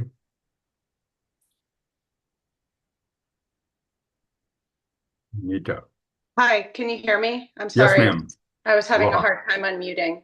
Hi, it's nice to see you all. A year ago today, I was on the meeting where we welcomed Doug Pasnick and Commissioner Osterkamp, and I'm sad to see him not be here, especially because we are finally getting some accountability for investigations that a year ago had never been done. A year ago, I watched you chair sit there and defend Scott Nago while he was giving testimony. And, I just am very disappointed that we've had these commissioners step down. But, I'm also really filled with a lot of hope, and I have a lot of faith that we're going to have accountability for what's happening with the mail-in ballot system, how it's stealing the elections, how the people of Hawaii are having their voices suppressed. And, I just would like to read a quote from the Director of National Intelligence, Tulsi Gabbard. She said recently, "There are so many areas we have started to shine a light on. It's important for the American people. They deserve to know the truth. And that transparency is what can be used to lead to actual accountability. That's how real change comes about." She's ripping the Band-Aid off and dismantling the election theft system, just like those of us who have been here asking for accountability are also engaging in that as well. And, we only have 346 days till the primary election and 403 until the midterms. And, at the end of the day, the most important thing is that this commission can hold Scott Nago accountable. That is what this commission is for. Find a new chief elections officer. There's multiple cases and evidence from when he started this job, when he was 36 until now, especially with the universal mail-in ballot system. And I would just like to say also that anyone who commits election fraud in the United States of America will go to jail.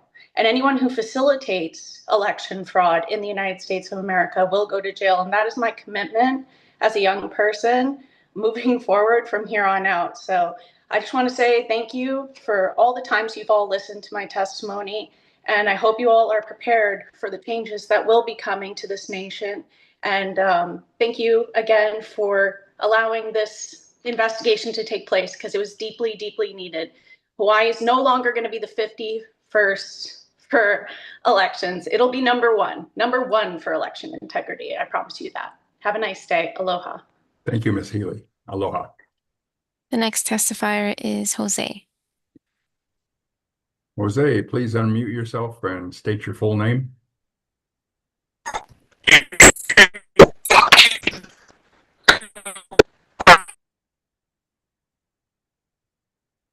We still can't hear you.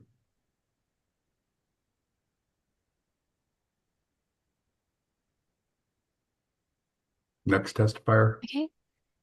Chair, we have the request to provide additional testimony. Would you like to proceed with these testifiers? Yes, please.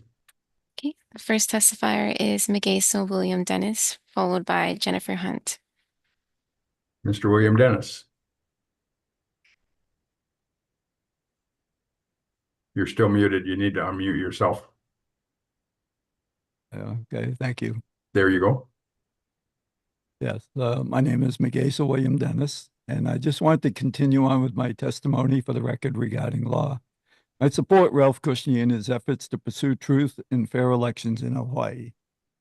As a reminder to those involved in election interference, these violations I read include the U.S. Constitution 5th Amendment and the U.S. Constitution 14th Amendment regarding due process.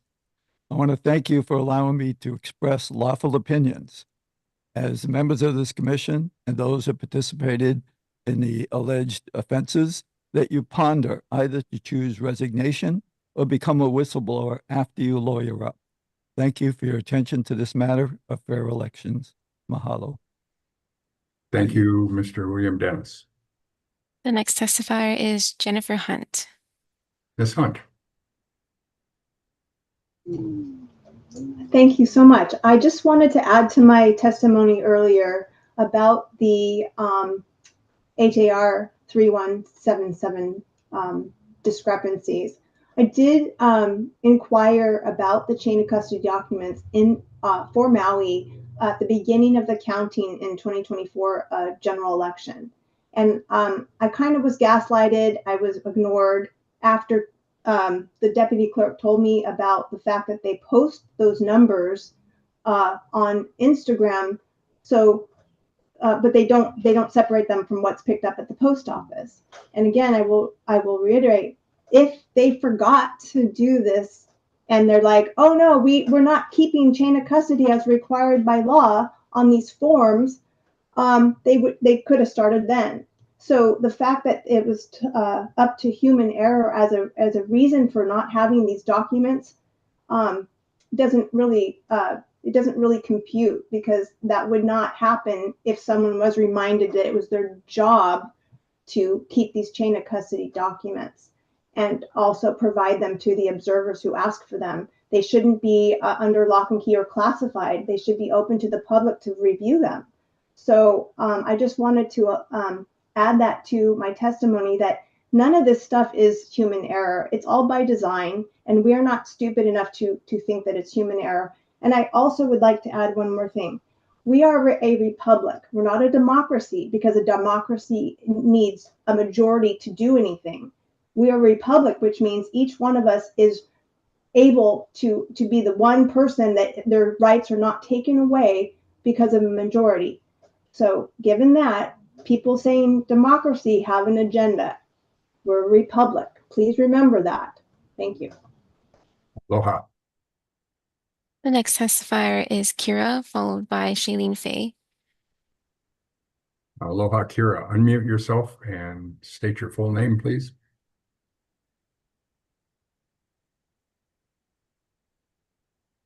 Kira, you need to unmute yourself.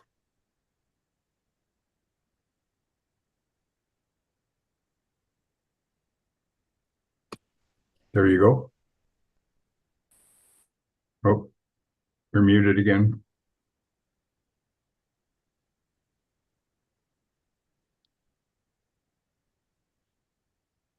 Sorry, Kira, we can't hear you. Okay. The next testifier is Shailene Faye, followed by Gary Cordery.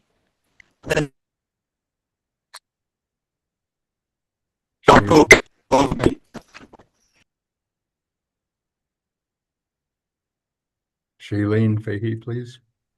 Unmute yourself. Hi, Hi. I'd like to thank Ralph Cushme for continuing his quest with the election committee. Bring back paper ballots to our local precincts. Any computer can be manipulated, which creates this fiasco that we're in right now.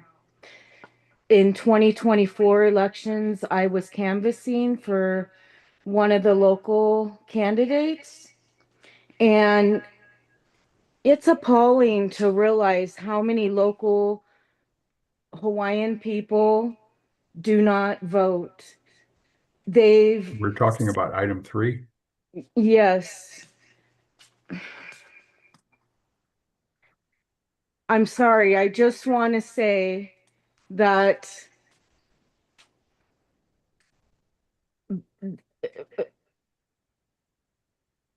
need to bring the voting back to local precincts with paper voter IDs, and that's the only way we're going to have accountability. And I agree with the previous caller. We are a republic, not a democracy. And we need to bring our republic back, especially to Hawaii. Thank you. Thank you, Ms. Fahy. The next testifier is Gary Cordery.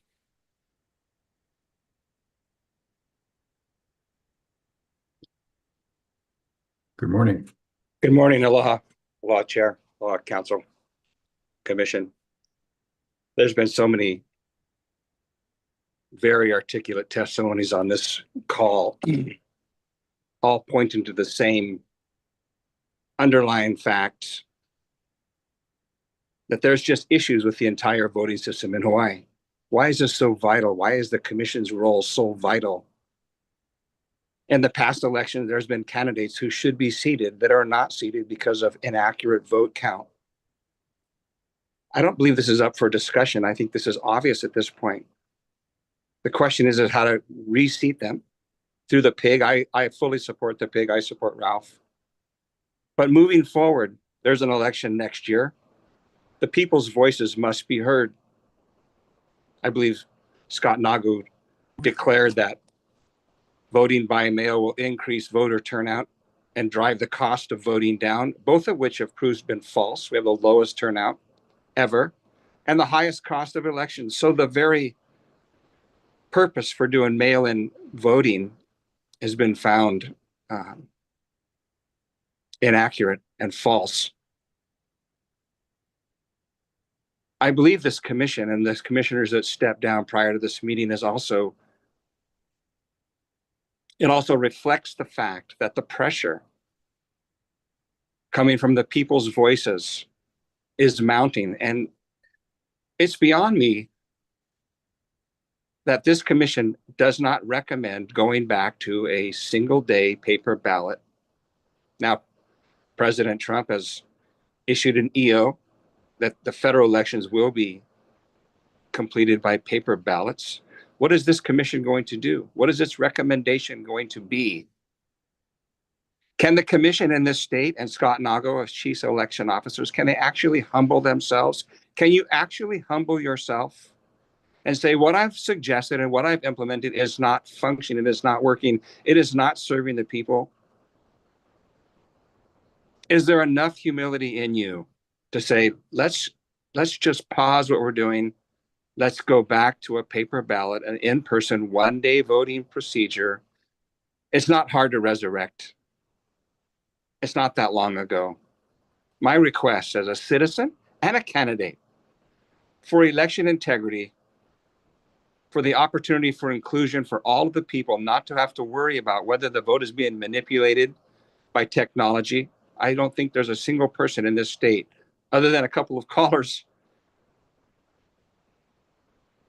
that believe it's actually accurate. So we just do the right thing.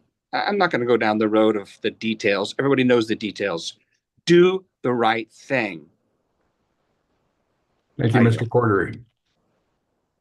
The next testifier is Sarah, followed by Gilliam. Sarah, please state your name and unmute yourself. Not in that order.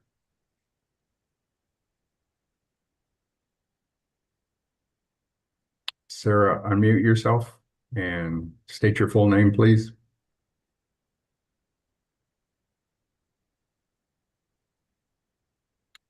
Sorry, Sarah, I can't hear you. The next testifier is Gilliam, followed by Fred. Aloha, Gilliam. Please unmute yourself and state your full name.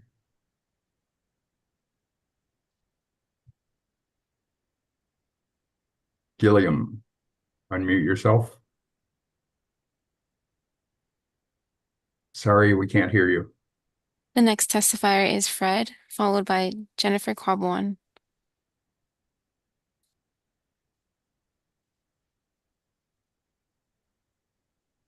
Fred, unmute your Samsung and state your full name, please.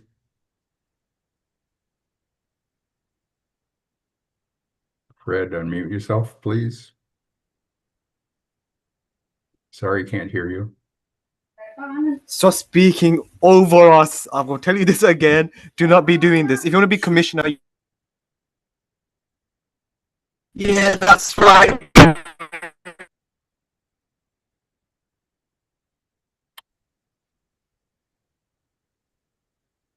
Next, please. The next testifier is Jennifer Kwabwan, followed by Margie Merriman.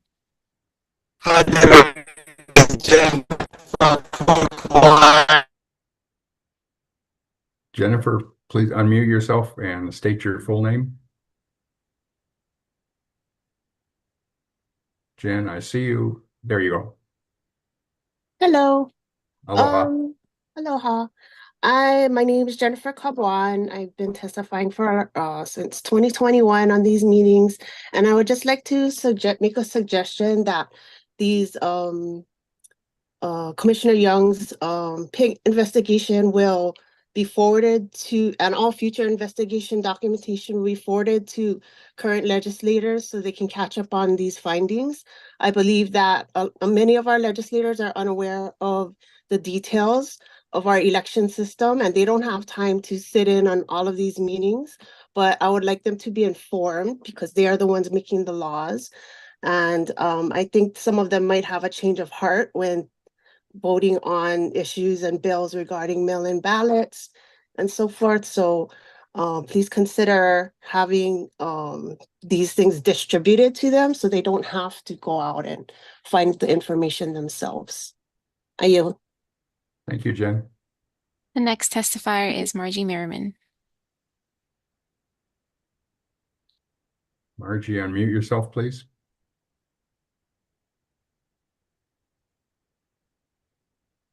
Ms. Merriman, we cannot hear you. Aloha. Aloha. Okay, sorry for this. I'm new. This is my first meeting I'm attending. I've heard and I've read about what is happening.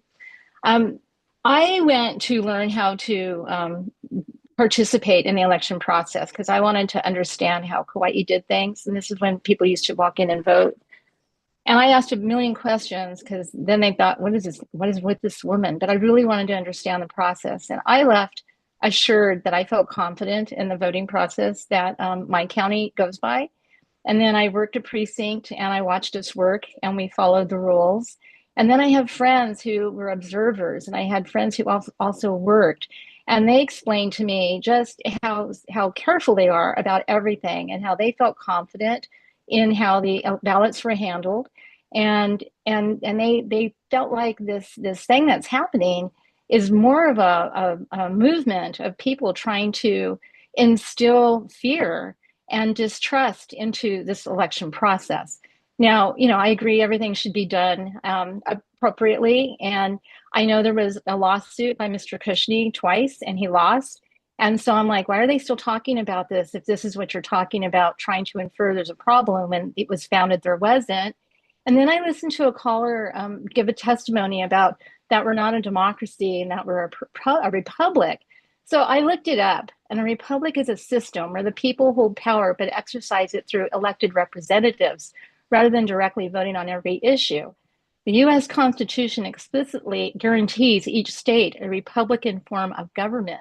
And what democracy means, a democracy broadly means rule by the people. There are different types. Direct democracy, every citizen votes on every law.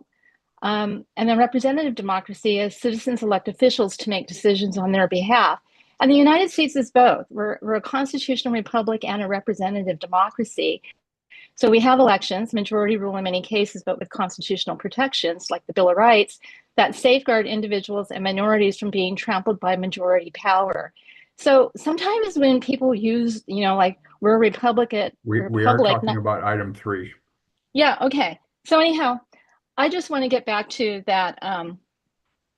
I think that the issue of the discrepancies in the ballot count, they could improve procedures for how you go about handling it to make sure like this never comes in question again. And I guess that's just it. I wanted to say that I actually have confidence in our elections. And I think that when we had the mail-in ballots, more people were able to vote. And is there room for improvement? There's always room for improvement. And I think we just all work together to make sure we have the best outcome for our election process. Thank you. Thank you. Chair, we want to acknowledge Commissioner Papalimou has joined the meeting. And we again have repeat testifiers. Would you like to proceed with them? If they're willing to talk about new items on item 3, please.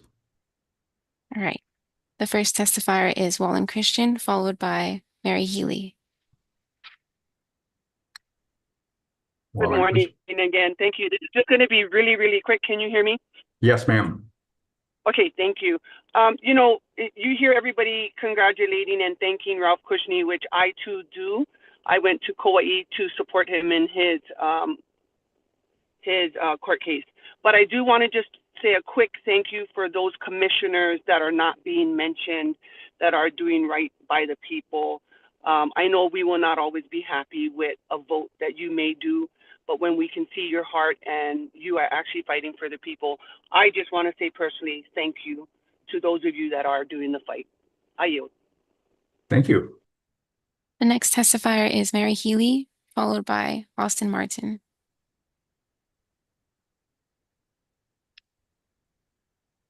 Morning, Hello. Ms. Healy.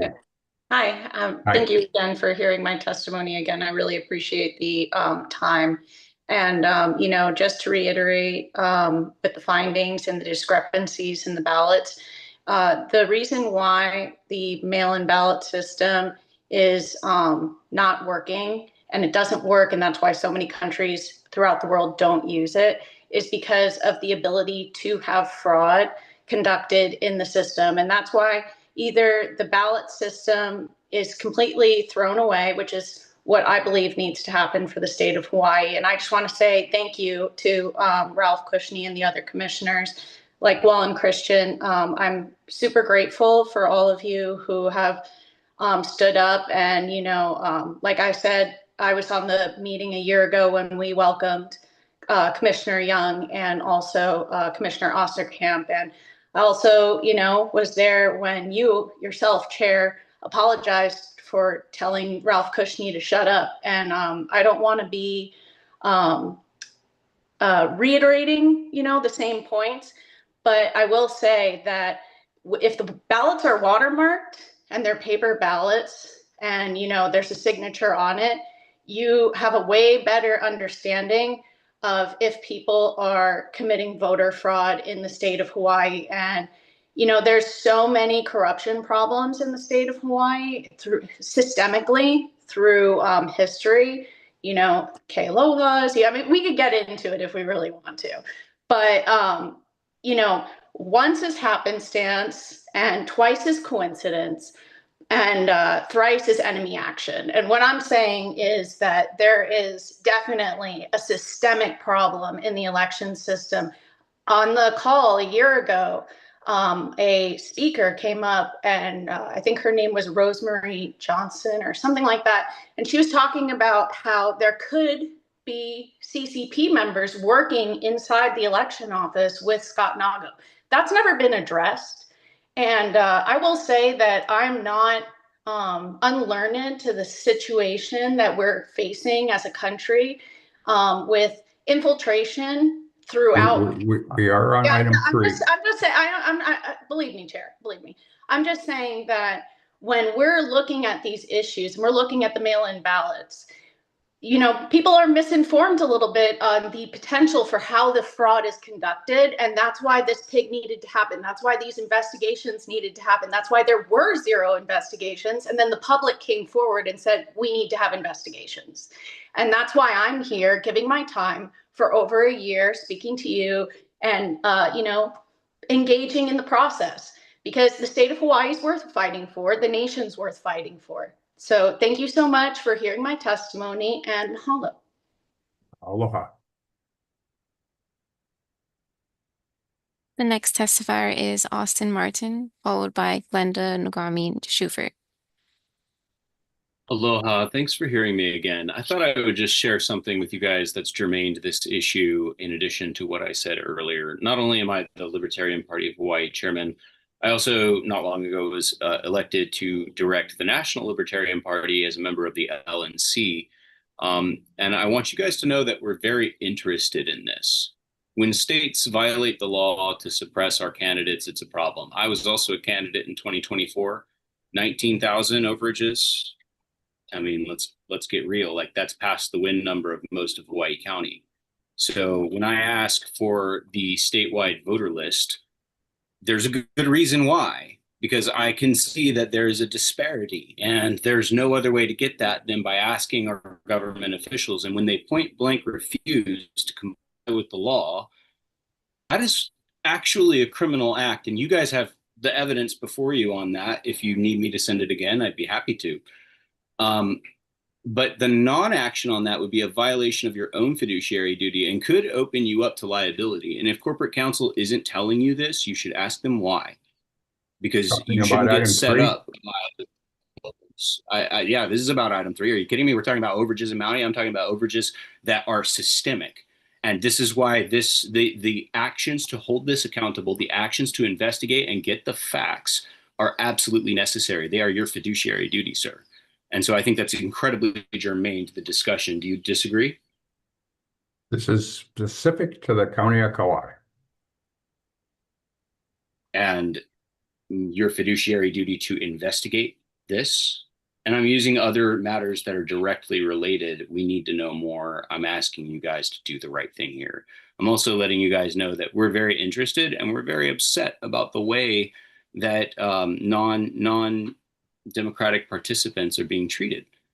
I'm a third party. We're a third party. We don't have the same institutional entrenchment. We don't have the same representation. Our values are extremely popular, but our people feel like they don't have a voice in all this process.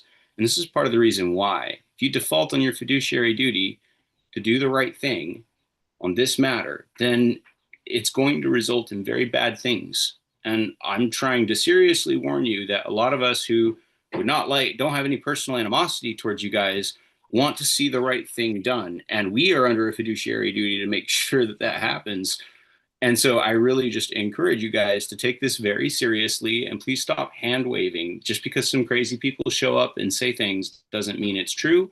It doesn't mean it's not true. It means that we have to do our due diligence. And that is what I'm asking this committee to do. Thank you for your time today. Thank you, Mr. Martin. The next testifier is Glenda Nogami Shufert, followed by Jarek. Good morning. Good morning. This is Glenda Nagami Stroifert, and I was an official observer for both the primary and the general election in 2024. And I was in the room, the tabulation room, for the entire time that the votes were counted, was aware and within this room when the entire thing came, from the time that the ballots arrived to the time that they were sorted, not sorted, they were first opened up, the envelopes were opened up, they were sorted, and then they were given to people to really take the ballots out of the envelopes, put them into stacks to be read by the machine, and then after that taken out. Ralph Kushney was also there at that time, and so he saw all of this process, and I do not believe that he will say that there was any time when there was any kind of falsification of the data, or that any ballots were lost, or that ballots were found when they were not. Every ballot that came in was counted. Yeah, I find this really interesting that people who are talking about this may not have been in the rooms when these things were done. So they really have no first line experience with this, at least for the 2024 election. And I cannot speak for either anything before that or any place that was not within the tabulation room. But within that tabulation room, there was nothing that was going on that was not appropriate. All of the chain of custody documents were signed. There had to be 2 signatures on every one of those documents. I remember signing them. I remember other people signing them. And I cannot imagine that anyone who was in that room would say that there was anything that was wrong in terms of either chain of custody or any kind of falsification of data. There was none. So to state that something like that might have happened within the county of Kauai, I think is inappropriate and is an insult to everyone who was there who was doing that. And Thank I know you. You've Ralph mentioned wasn't that there. previously. Yes, and I know that Ralph Kushney was there too, and he saw what was going on, and there was nothing that he was objecting to during that entire time. Whether we're a republic or a democracy, every vote counts. And we all took that very seriously. Thank you. Thank you very much. The next testifier is Katie C., followed by A. Raza.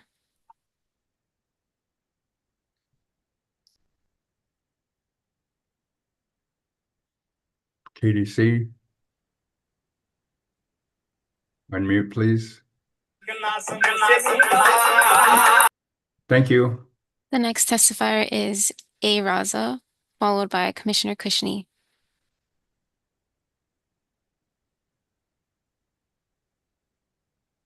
Hey, Raza.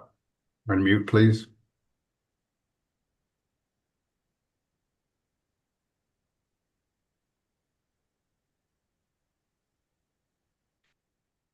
And this is time for public testimony, Ralph. We'll get to you later. Is that all, Madam Secretary? The next testifier is Jarek.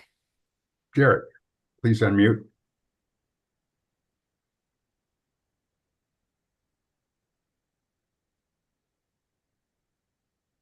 Sorry, Jarek, can't hear you. Yeah. There you Hey, go. with all due respect, everybody, man, let's get this show on the road. All these guys that like retestify, man, let's go. Let's give Ralph Christian that opportunity to give that motion, man. Let's do it. Thank you, Mr. Medeiros. Let's go. Get ready. Let's go. Come on. The next testifier is James Gash. Mr. Gash, unmute, please. Okay. Aloha. Sorry, can't hear you. Hello, can you hear me? Got you now, thank you. Okay, thank you very much. James Gashel here. Let me just introduce myself very quickly by saying I'm Vice Chair of the Statewide Election Accessibility Advisory Committee. We're appointed by the governor and confirmed by the Senate. There are 5 members on this committee. I've listened to everyone's testimony at this meeting today. And the one word I haven't heard any of the advocates for changing the system say is the word accessible or accessibility. Now, they have said that Hawaii ranks 51st among the states in our election integrity. I don't know where they get this statistic, but I will tell you one thing. We rank within the top 10 and probably within the top 1 or 2 as far as accessibility is concerned. Our elections in Hawaii are maximally accessible to individuals with disabilities.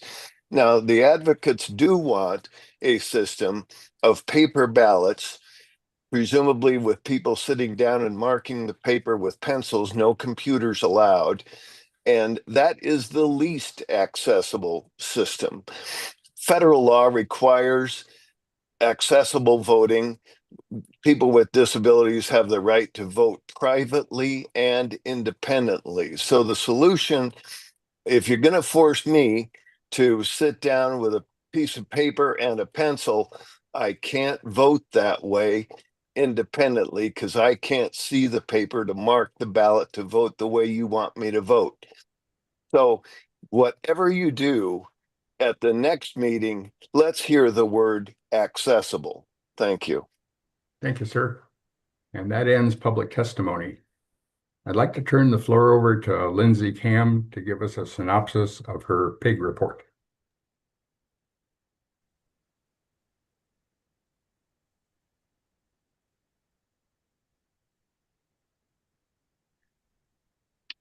Lindsay Cam, you have the floor. Thank you, Chair. This is a synopsis of the PIG report that was received at the last meeting, the meeting on July 30th.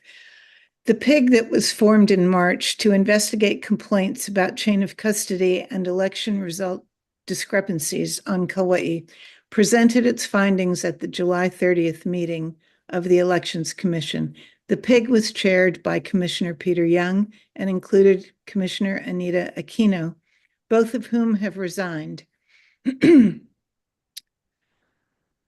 In summary, the PIG determined that the complaints were valid, that the county officials were not in compliance with the law, and that the final count of mail ballots was not verifiable. 5 days ago, on August 22nd, we received a response from the Office of Elections and Kauai County Elections Division refuting our findings. That response was included in this meeting's materials and consists of 27 pages of text and 1,900 pages of supporting documents. In the conclusion on page 26, the Office of Elections said, quote, it could not replicate the discrepancy of 661 ballots.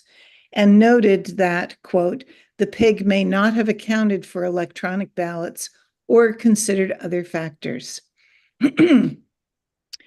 I'd like to take a moment to explain how we arrived at the discrepancy of 661 ballots.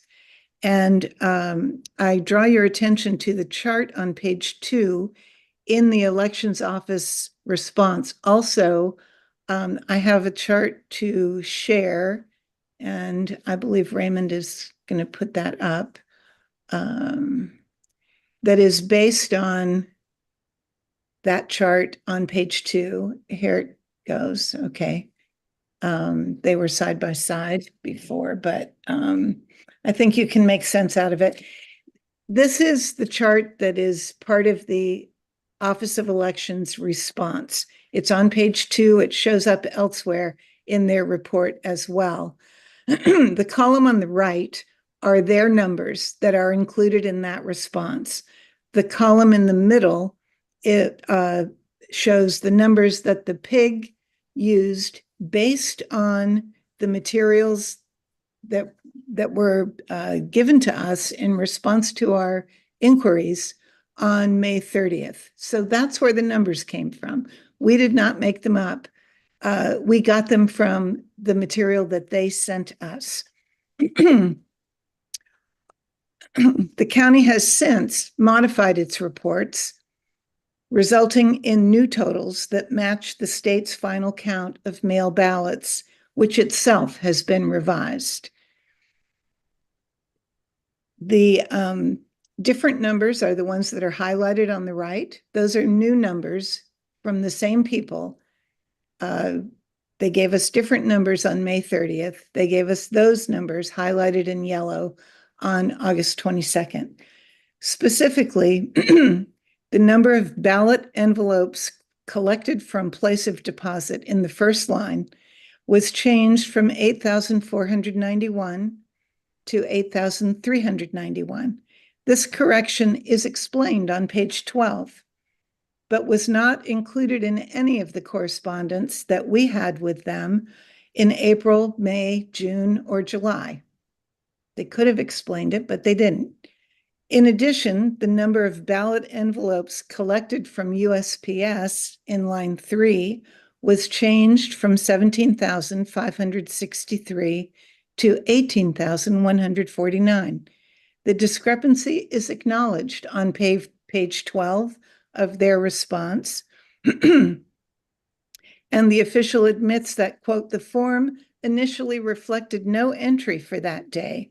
Then 3,004 ballots was entered after the fact with no date or initial, and, quote, it may have been a number closer to 3,421 that should have been entered. None of those convolutions were addressed in any of the former communications with the PIG. Even now, this sloppy record keeping that does not inspire confidence. The PIG did not count the 151 electronic ballots, which is rightly pointed out in their response, because we did not know that they were considered mail ballots. That also was not explained until now. Finally, the, quote, official SVRS record of the mail-in ballots on Kauai was changed in this report from 27,075 to 27,057. No explanation was given. The resulting discrepancy in this report from the Office of Elections is -6. The PIG's revised discrepancy, taking into account the 151 electronic ballots that are counted as mail ballots, is now 510.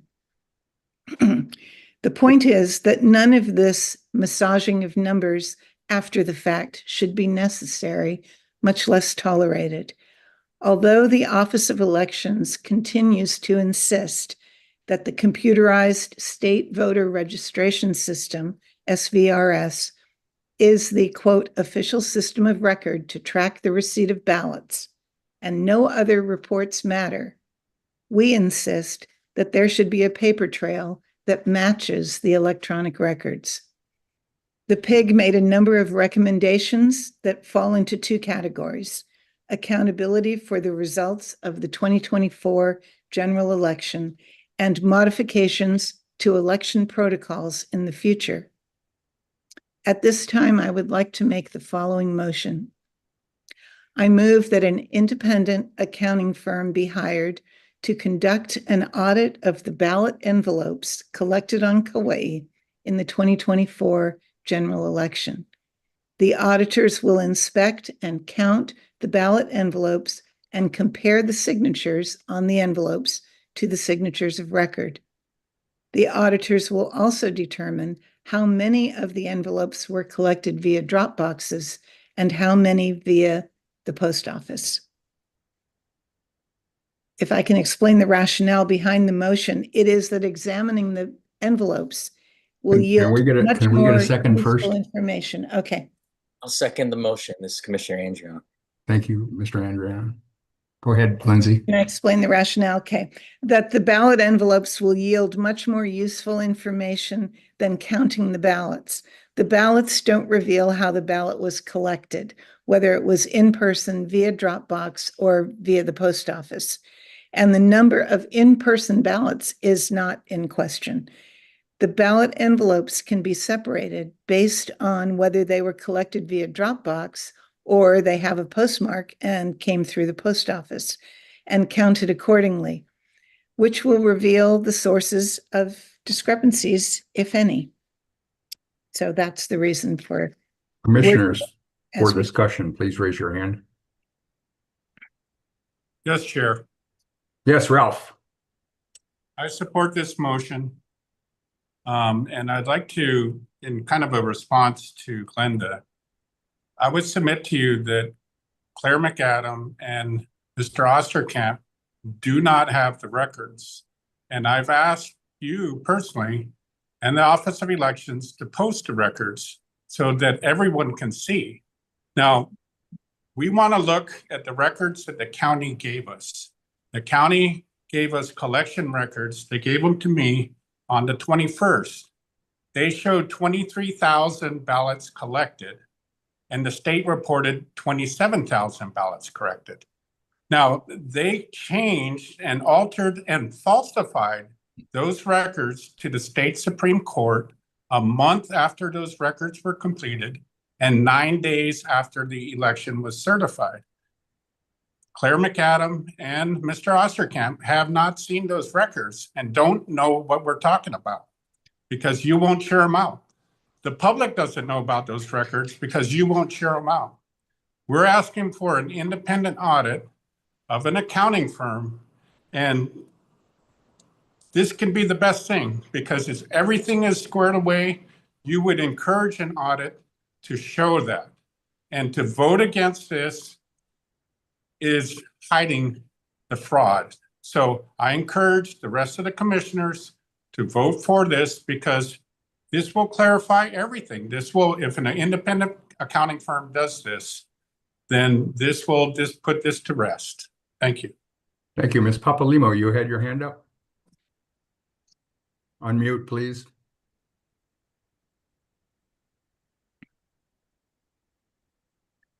I Thank you. did have my hand up earlier, but I understood you were accepting public.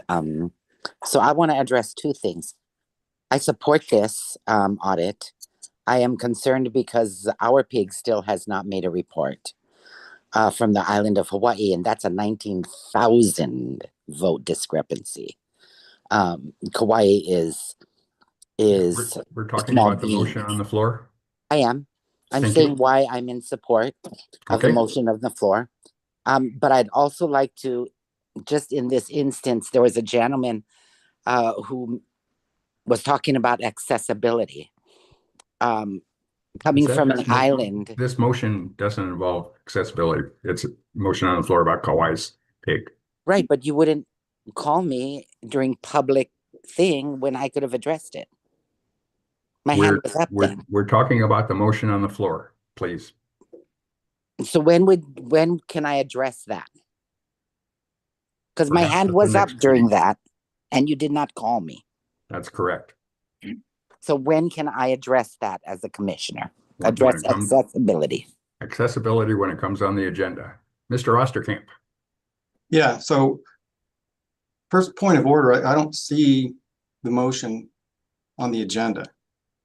And I see a vague reference to decision-making, but I would object that the motion is not proper at this time, especially given what we're talking about, spending a lot of money. I don't know whose money that even would be on an accounting firm, and further seeding mistrust among the public, which apparently is, it's been a long-running theme that has some very negative implications to it. It's based on a report that has been rebutted by the Office of Elections, and yet that rebuttal seems to have been almost completely disregarded here today by the members of the PIG.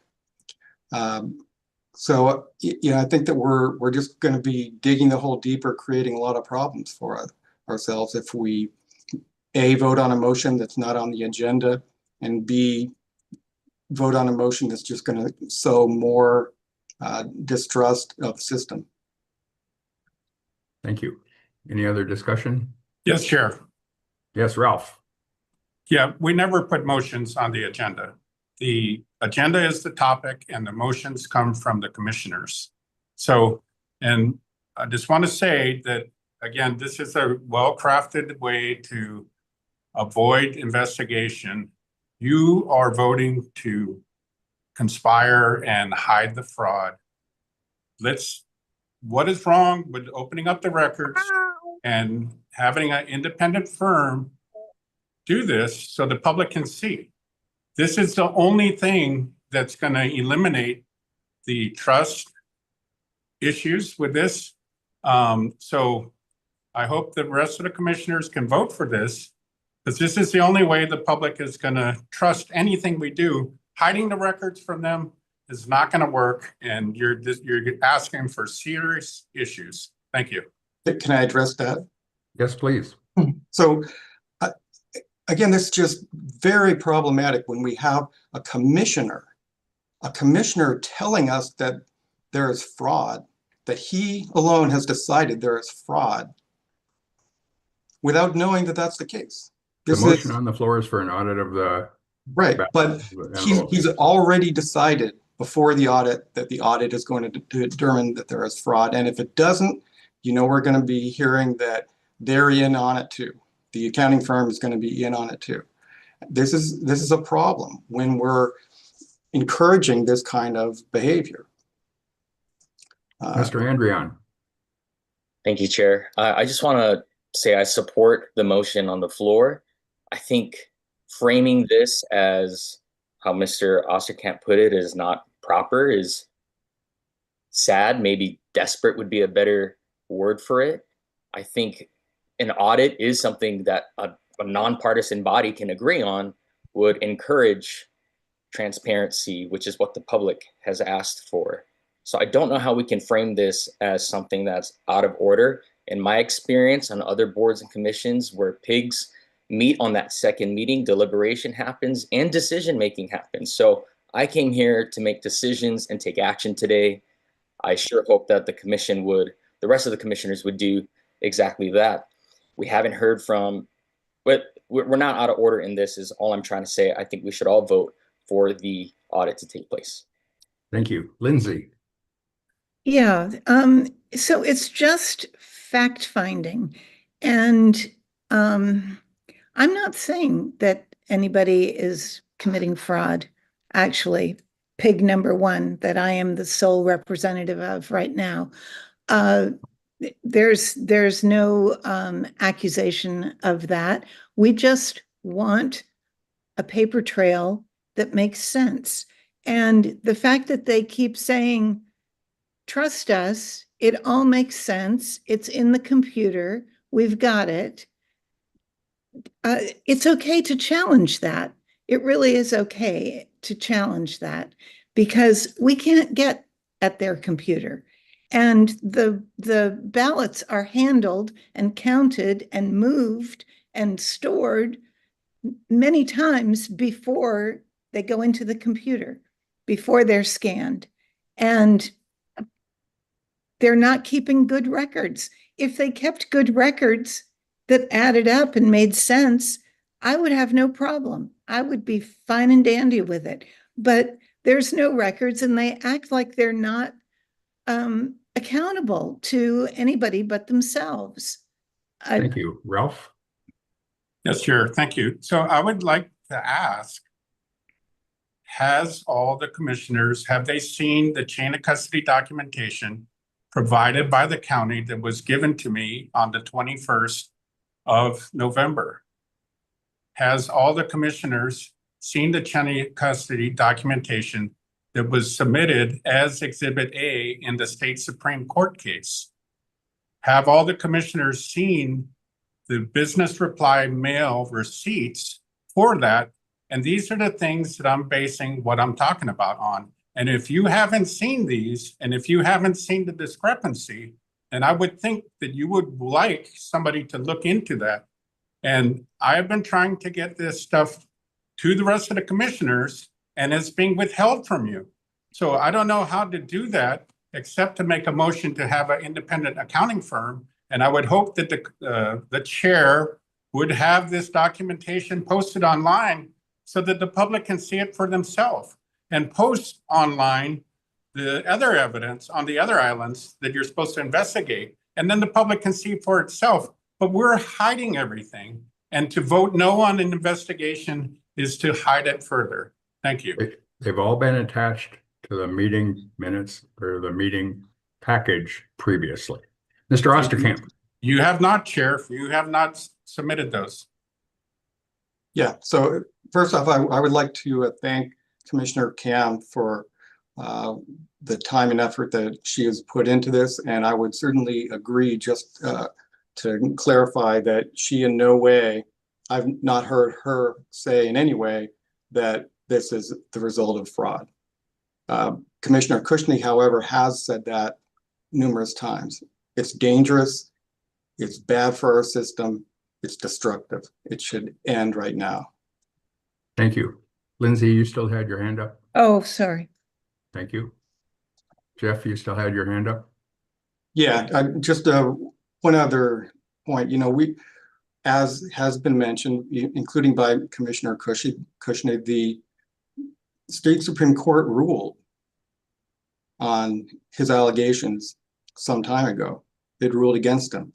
And the response to that has been that, oh, there's new evidence that proves that he's actually correct. We're treading on ground that the Supreme Court already looked at.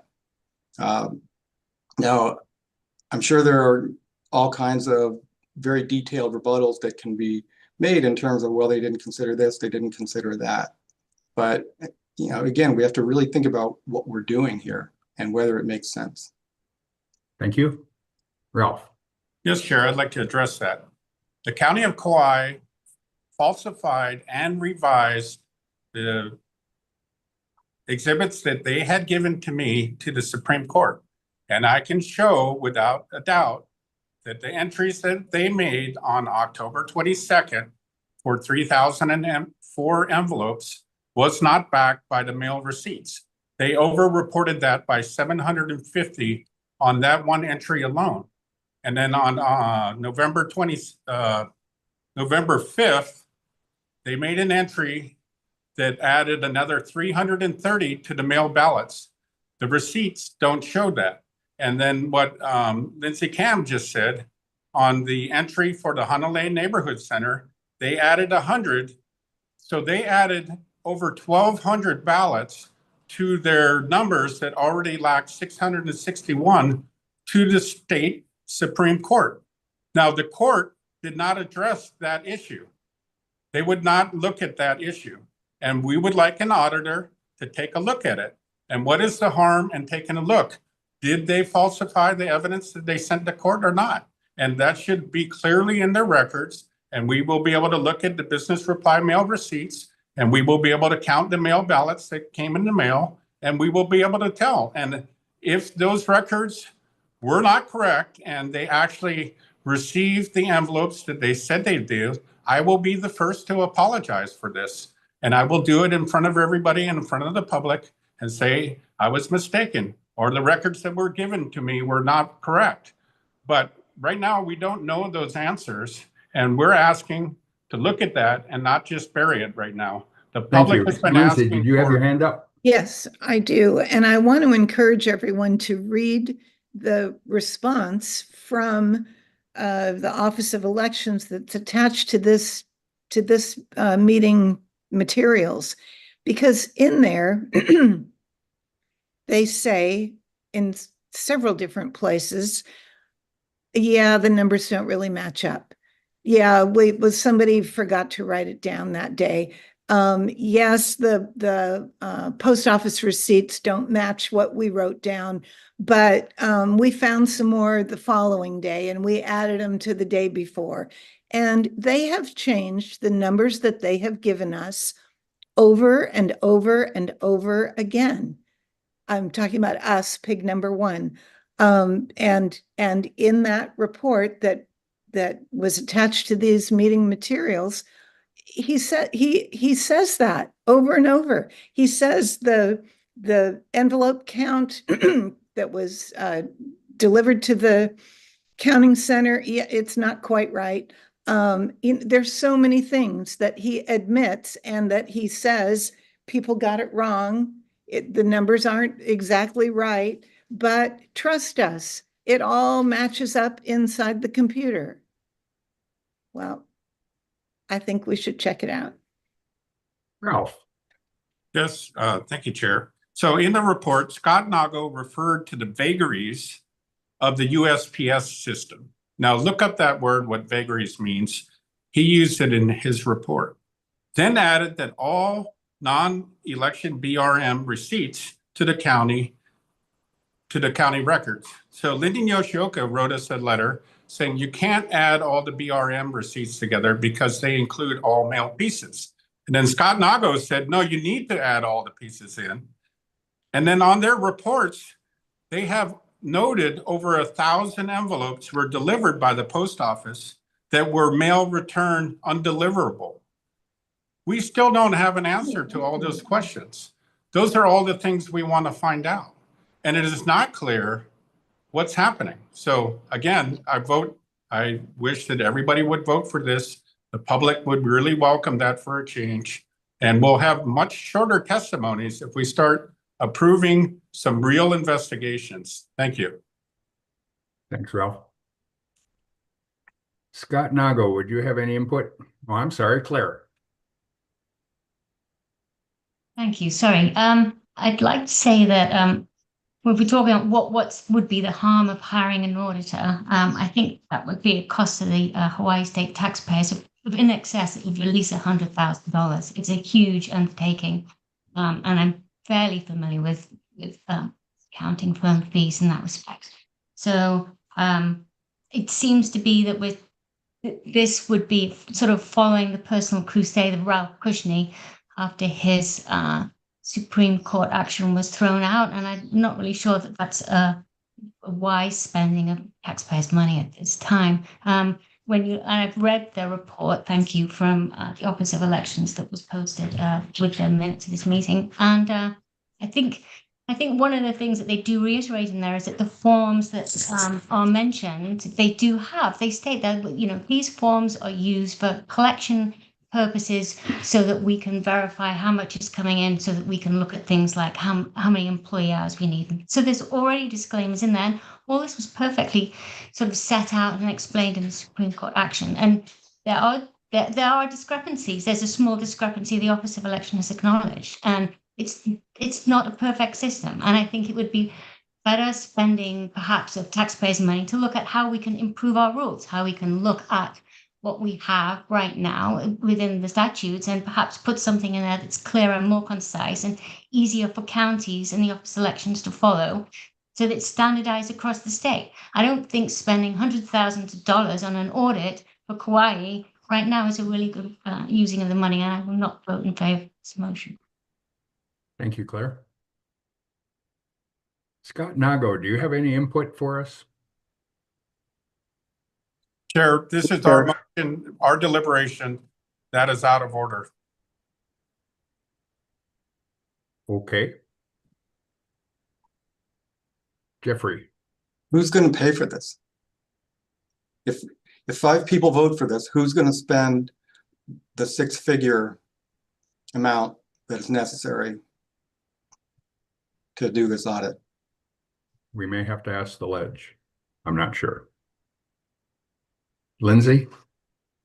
Yeah, I don't know the answer to that, and I don't know that it's our job to figure that out.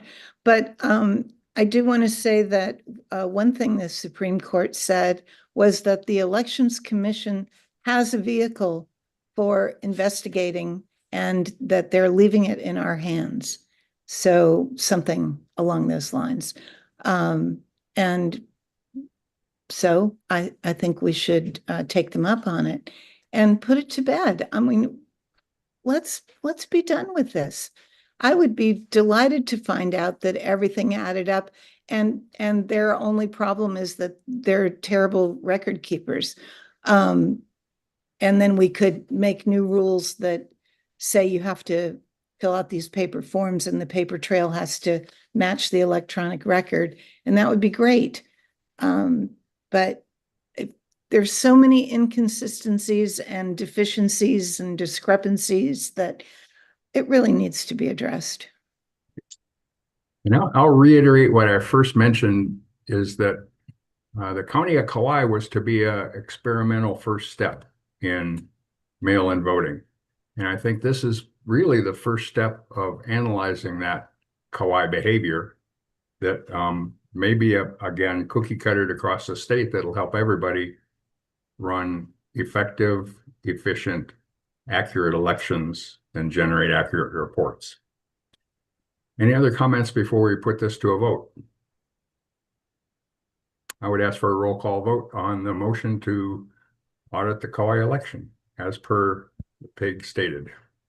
Okay. Commissioner Andrion, Yes. Commissioner Kushney, Yes. Commissioner Kam, Yes. Commissioner McAdam, That was a no? You're That was a muted. no. Okay, thank you. Commissioner Osterkamp, No? Commissioner Papalimu, Yes. Chair Curtis. Yes. We'll move on to item 4. Motion passes. Receiving the, No, Chair, there's more, we can make more motions on this agenda topic, please. I'm moving on to item 4. Chair, I'd like to make another motion. Okay, Let him go. I move to subpoena the after-hour entry and exit logs for the secure storage area holding the ballots from April of 2024 to present. Do I have a second? Stop hurting the donkey. is there I'll a second the motion. This is Commissioner Andrion. Andron? Could you please, can the secretary reread the motion that you heard? I'm sorry, Commissioner Kushney, could you please repeat the motion slowly? It's for my Yes. records. I move to subpoena the after-hour entry and exit logs for the secure storage area holding the ballots from April of 2024 to present. And this is for Kauai. This is the same storage area that holds all the ballots.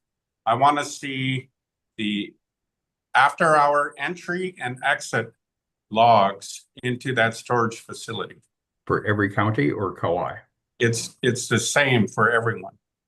They're all in the same room. You have to swipe your badge to get into the room where all the ballots are stored. Okay, and there was a second. Discussion. Yes, Chair. Yes, Ralph. After the District 37 or during the District 37 audit, I had a lot of questions that went unanswered. And it was obvious to me that they did not want me to understand or see what they were doing prior to the audit being conducted. The ballots for that audit were disturbed prior to the audit. And I asked for two things. I asked for the last two purchase orders of the tamper-proof seals that were made by the Office of Elections. And I can order tamper-proof seals that are duplicates. So I asked for that and I was denied.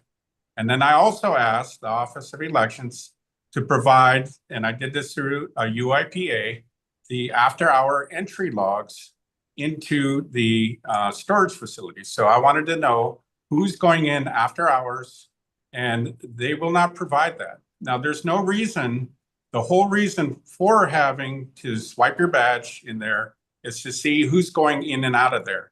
And I'm not concerned about it during regular work hours.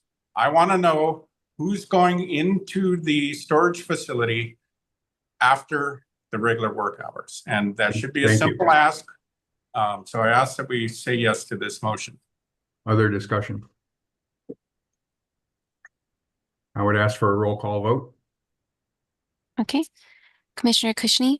Yes. Sorry, Commissioner Andrian first. Yes. Commissioner Kushney? Yes. Commissioner Cam? Yes. Commissioner McAdam? This is absurd. No. Commissioner Osterkamp? No.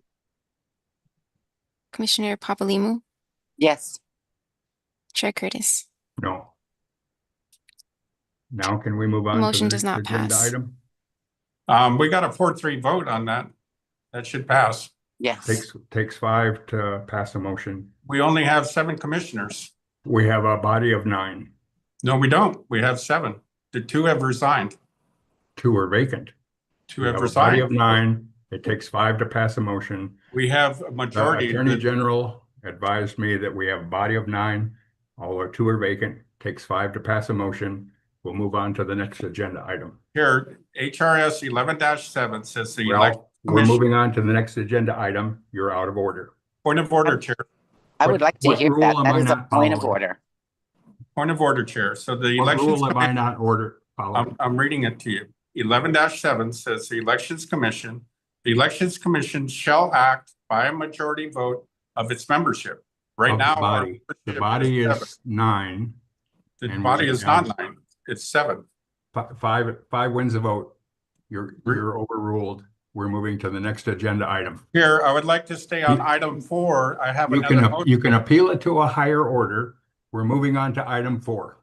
Chair, we're not Mr. done with this. Andrian, you're the chair of the other pig. You had Well, Chair, I'm inclined to agree with Ralph here and all the other commissions I've been a part of. You're Unless out of it order otherwise also. says that it's entitled to that body number, it should be the present active members that are on the body. We have a body of 9. 2 happen to be vacant. Takes 5 to pass a vote. Would you put You're that in overruled writing, also. Chair? We're moved to item 4. Chair, I still have a motion. Inquiry. Mr. Andrian, you had a report. I have to a point present. of inquiry, please. Yeah, I'm sorry, we're on item 4. Mr. Andrian, you had a report to offer us. Chair, I'd like to finish with item 3 before we move on. You're out of order. Mr. Chair, Andrian, I have may a we point of receive your order, report? An opinion from the deputy AG on this? That Or is exactly what I'd like. The an AG is opinion. welcome to chime, please. Could the AG chime in I on believe this? unless it's otherwise Yes. specified, it's not the entitled number of. All right. So thank you, Chair Curtis. So Chair Curtis is correct. The statute reads this is HRS 11-7 subsection D. And let me just pull it up so that I'm not misquoting it, but the Elections Commission shall act by majority vote of its membership and shall establish its own procedures except as may be provided by law. This statute sets forth the membership for the commission at 9 members, making a majority vote 5. This is consistent with the commission's own rules on executive meetings, which require, although it only requires a 2/3 vote of those present at the meeting, it still requires a majority vote of which the commission is entitled. It's also consistent with how other commissions and boards are run as well under HRS 92-15. Thank you. Mr. Andrian, you had a report to offer. Chair, I have a point of order. What rule am I not following now? Chair, I had a court case in the Fifth Circuit Court. Wait. and What rule am I not following? You I'm had a going to point tell of you order. right now. That means I'm not following a rule. What You're rule not- are we not following? You're not allowing me to finish with item number 3. Then you're out of order. We're on You're item not 3. allowing us to finish You're item out 3. of order. This was Get inside now. declared by the You're fifth. out of order. One more time, I'll ask you to leave. Could you just please hear me, Chair?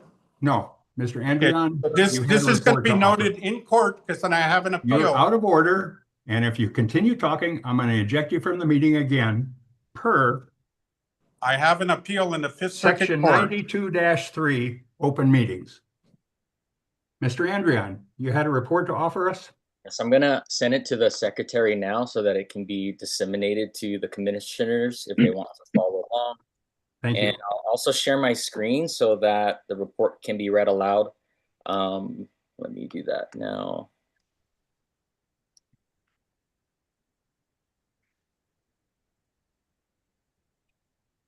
Can we see the top of that, please? Yeah, I'm gonna scroll to the top here. And I also created the PDF version of this if the public wants to follow along. It's at bit.ly/ec-pig2 so everyone can follow along. And first, I just want to thank the commission for forming the PIG and allowing our body to investigate into this.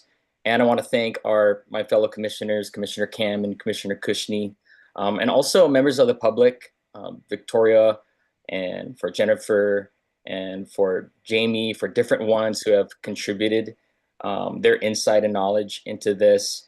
I know I'm missing quite a few that have contributed, but to not miss anything, we made the decision to write this out for everyone and read it aloud in this meeting so that it is on video record, it is heard in its entirety. Of course, we'll take some liberties to skip some things that might be just there for reference. So we'll accept the reading of it, but no discussion is allowed at this meeting. Absolutely. We'll discuss it at Yes, the I'm next meeting. familiar with that, Chair. Thank you. Thank So you, Mr. Andrian. Thank you, Chair. So we put all of our major findings at the top just so that it's easily accessible for everyone. And of course, we're going to dissect how we came to these conclusions and findings. Number one, Hawaii's election results based on electronic records are unverifiable.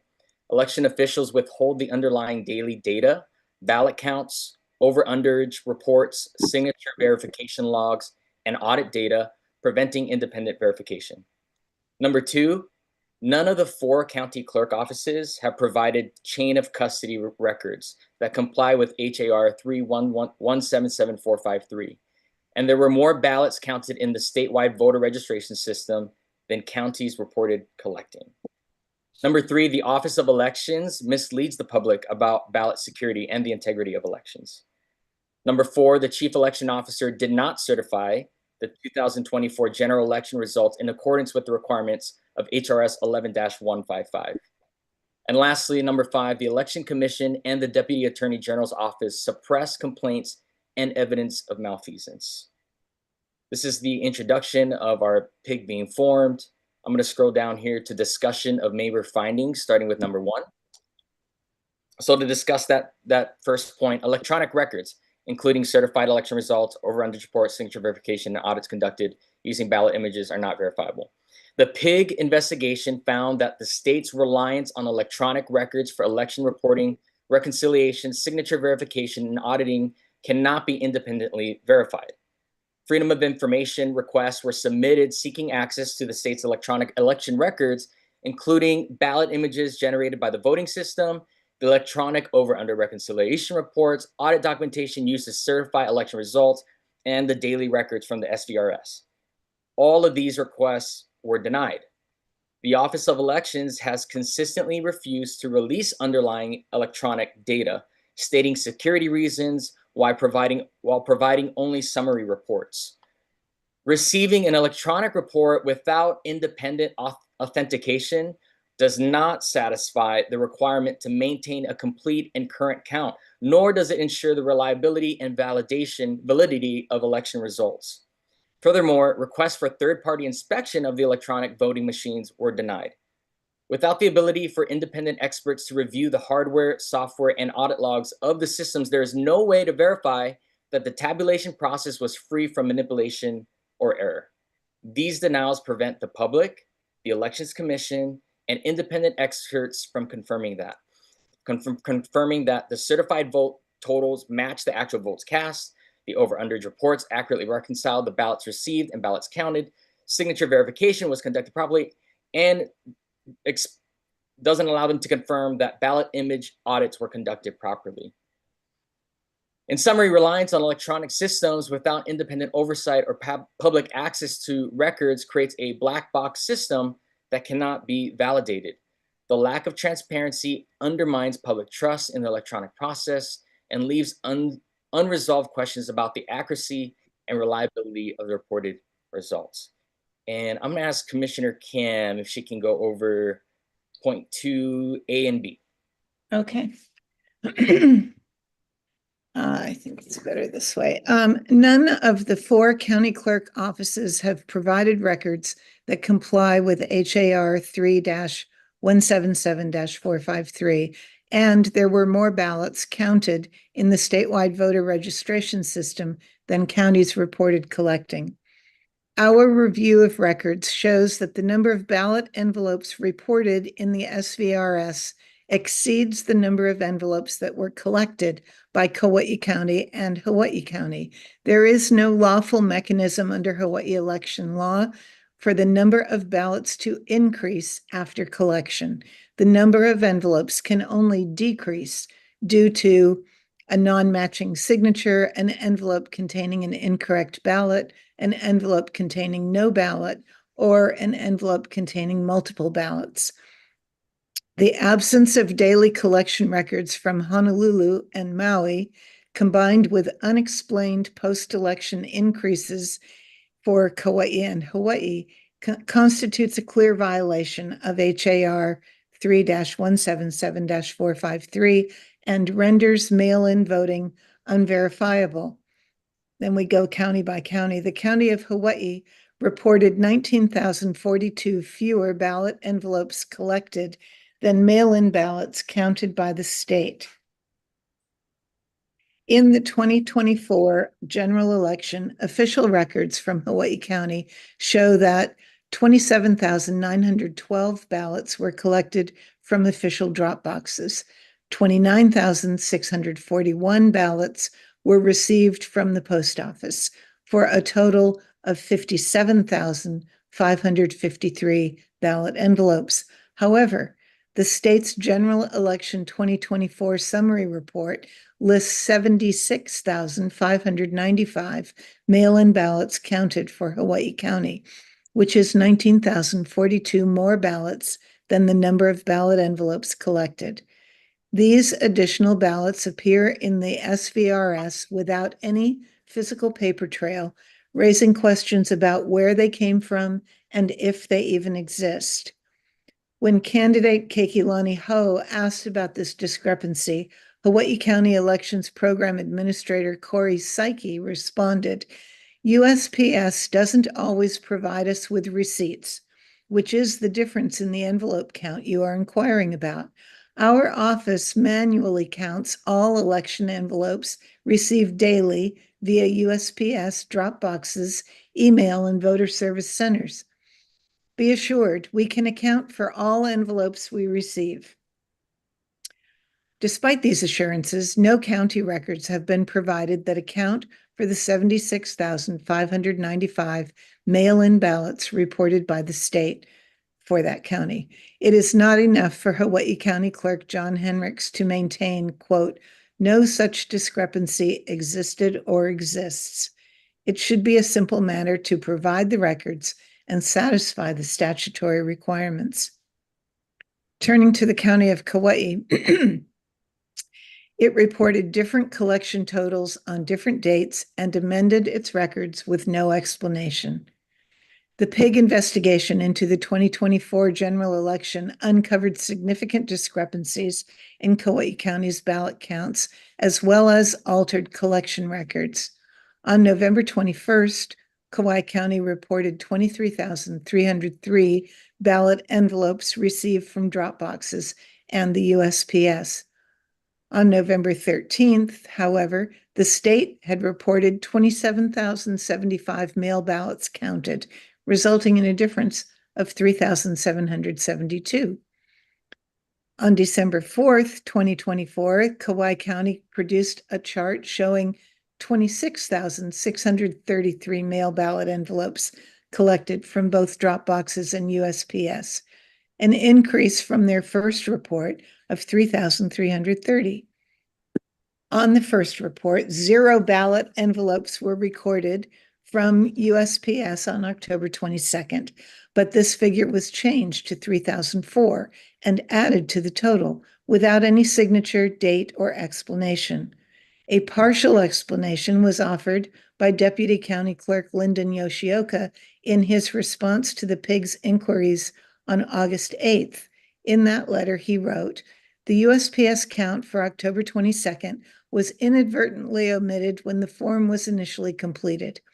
By the time the staff noticed that the count was missing, the two-part NCR form had already been separated and it was only written onto one copy of the form.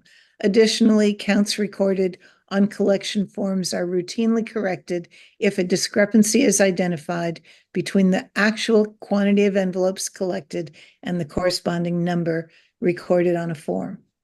End quote. On July 29th, in his response to the PIG, Chief Elections Officer Nago stated the Kauai total was 26,533, with no comment about reducing the total from 26,633 to 26,533.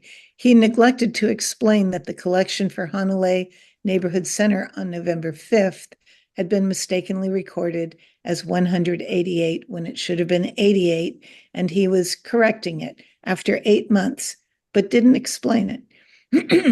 Taking the county's last revised total of 26,533 and subtracting 219 ballot envelopes removed for non-matching signatures, the resulting total is 26,314 ballot envelopes. This is 761 ballots fewer than the 27,075 reported by the state. Previously, PIG number 1 said that was 661, but since they changed the total, it became more. The PIG uncovered additional discrepancies. The PIG requested receipts from USPS for the ballot envelopes returned to the Voter Service Center on Kauai. On at least 2 occasions, the USPS numbers do not match the numbers recorded on the county's summary chart. As mentioned above, the county recorded, after the fact, 3,004 return envelopes on October 22nd, but the USPS receipt is for only 2,279, a difference of 725. On November 5th, the county recorded 985 ballot envelopes, but the receipt was for 655, a difference of 330.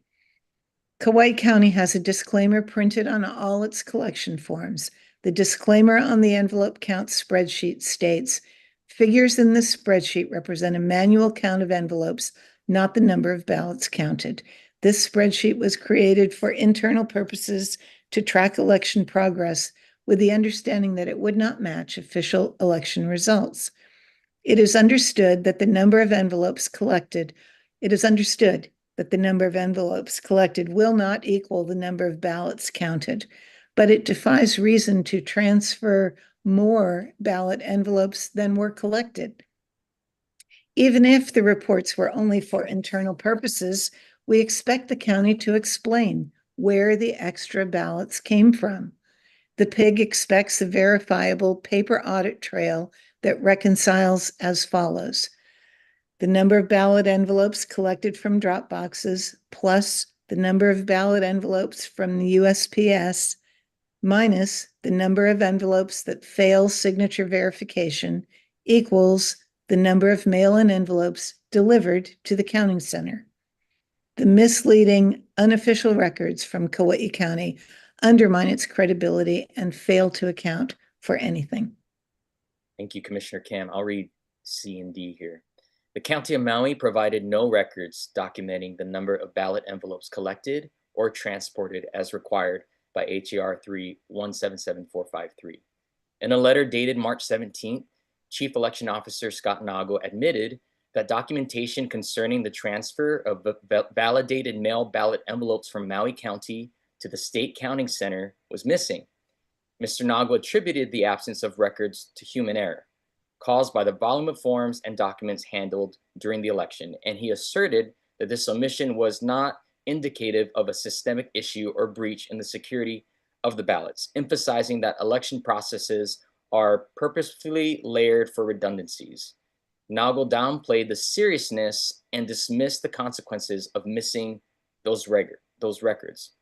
While Mr. Nagu further insisted that the county clerks maintain a record of the number of envelopes accepted through the statewide voter registration system on a regular basis, none of those records have been made available to our PIG. This lack of public transparency and failure to provide a verifiable paper audit trail directly contravenes HAR 3-177453, which requires that county clerks maintain a complete and current count of all Markson's ballots issued, spoiled, and received in their county, and that this accounting be properly documented. Without such documentation, there is no way to confirm that the ballots counted at the state level correspond to ballot envelopes physically collected in Maui County. While Mr. Nagu claims that layers of redundancy protect the integrity of the mail-in voting process, the actual safeguards written in the law were ignored, thereby undermining confidence in election integrity. Letter D, the city and county of Honolulu provided no records documenting the number of ballot envelopes collected or transported. The PIG investigation determined that the city and county of Honolulu failed to provide detailed records documenting the number of ballot envelopes collected at each drop box during the 2024 general election. Although Honolulu election officials maintained internal forms indicating that ballot envelopes were picked up from drop boxes, these forms did not include the number of envelopes collected from each location. The lack of specific counts defeats the purpose of having a chain of custody record, which is to create a verifiable and continuous record of the number of ballot envelopes collected at each stage of handling, again, as required by the statute. During the election, observer Jamie Detweiler questioned why these numbers were not being recorded. She was told by Honolulu election officials that there was not enough time or manpower to count the envelopes collected from the drop boxes. This response indicates that the statutory requirement for documentation was knowingly set aside, providing another example of how the officials choose not to follow the law. The failure to record counts for each Dropbox location undermines the ability to reconcile the total number of mail ballot envelopes collected with the number of ballots ultimately counted. Without these records, it is impossible to confirm that the totals reported for the city and county of Honolulu are accurate. And Commissioner Cam, would you mind doing section 3 for us next? Sure. So the third finding, the Office of Elections has misled the public about ballot security and the integrity of mail-in voting. The Office of Elections addresses voters' concerns on its website in a Q&A section that assures voters that their mail-in ballots are secure. One of the questions is, how do you ensure election officials don't throw away or add ballots? The answer, ballots are always transported and processed in the presence of official observers. Official observers serve as the eyes and ears of the public and monitor that election officials are maintaining the security and integrity of the elections. Additionally, the number of ballots received and counted are reconciled at the end of each day to ensure there are no discrepancies. Election security Q&A guidance from the Office of Elections implies that official observers are present whenever ballot envelopes are handled. But Scott Nagu explained in his letter of April 25th to the former PIG that, quote, the designation of official observers applies specifically to the handling of voted ballots as they are opened and processed at the counting center. This is in contrast to the broad observation of election procedures, some of which may occur outside of the counting center and be under the purview of the county clerks. The PIG emphasizes that the collecting, counting, handling, and packing of mail-in ballot envelopes by the counties is not subject to official observers. Sometimes a county will grant official observers access as a courtesy, but it is not required by law and it does not happen routinely. The representation on the Office of Elections website is untrue. It is also untrue that, quote, the number of ballots received and counted are reconciled at the end of each day to ensure there are no discrepancies. Clearly, this does not happen, as evidenced in the multiple reports from Kauai County discussed above.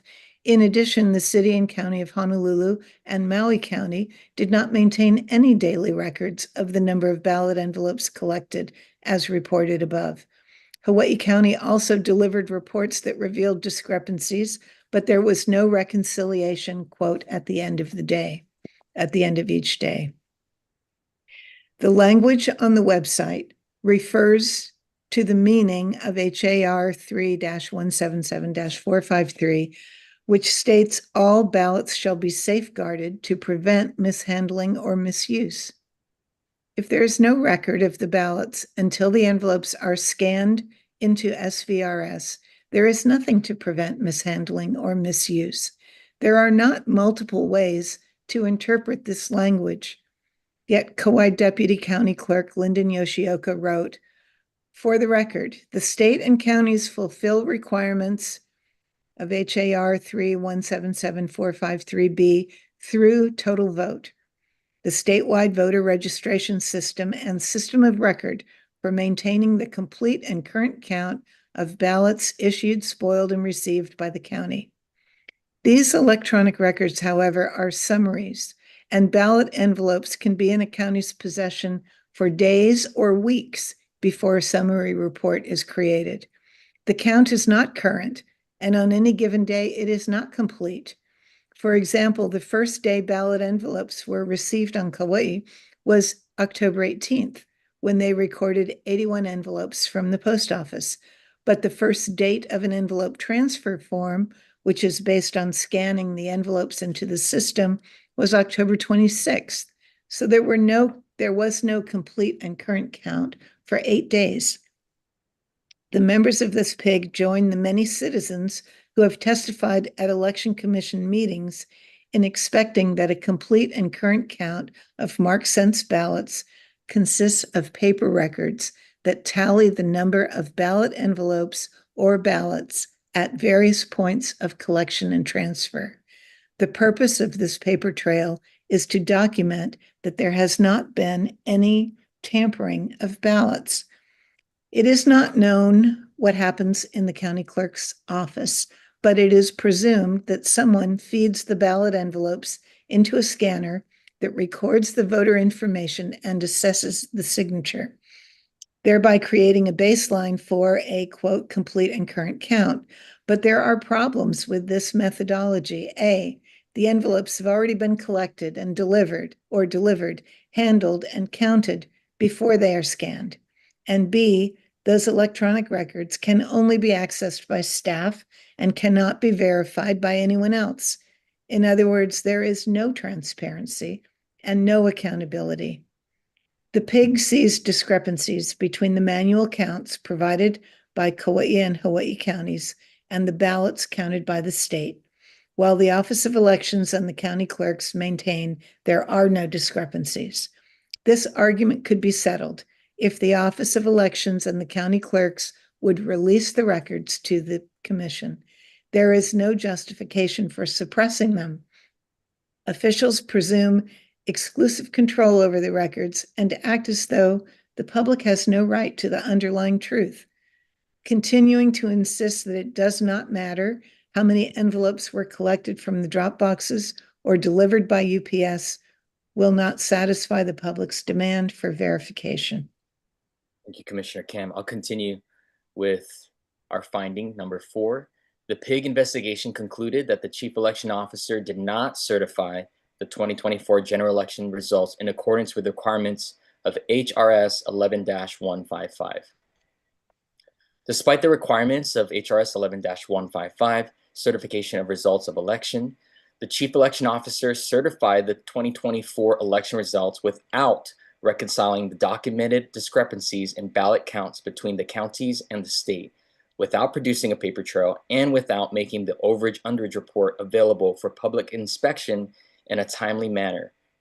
Ralph Cushney challenged the Kauai election results in a case filed at the Hawaii Supreme Court on November 25th. On that same day, Scott Nagel certified the election. On December 2nd, before the case was even heard, the Kauai County Clerk certified the County Council election and administered oaths of office at an inauguration ceremony. On December 18th, the County Council met and conducted business, and it was not until December 20 that the Supreme Court dismissed the case. When questions about certifying the election before the expiration time for bringing an election contest, the county clerk wrote that the council member certificates were withheld until after the judgment on December 20th. That seems a moot point, considering that the council was sworn in, attending meetings, and conducting business.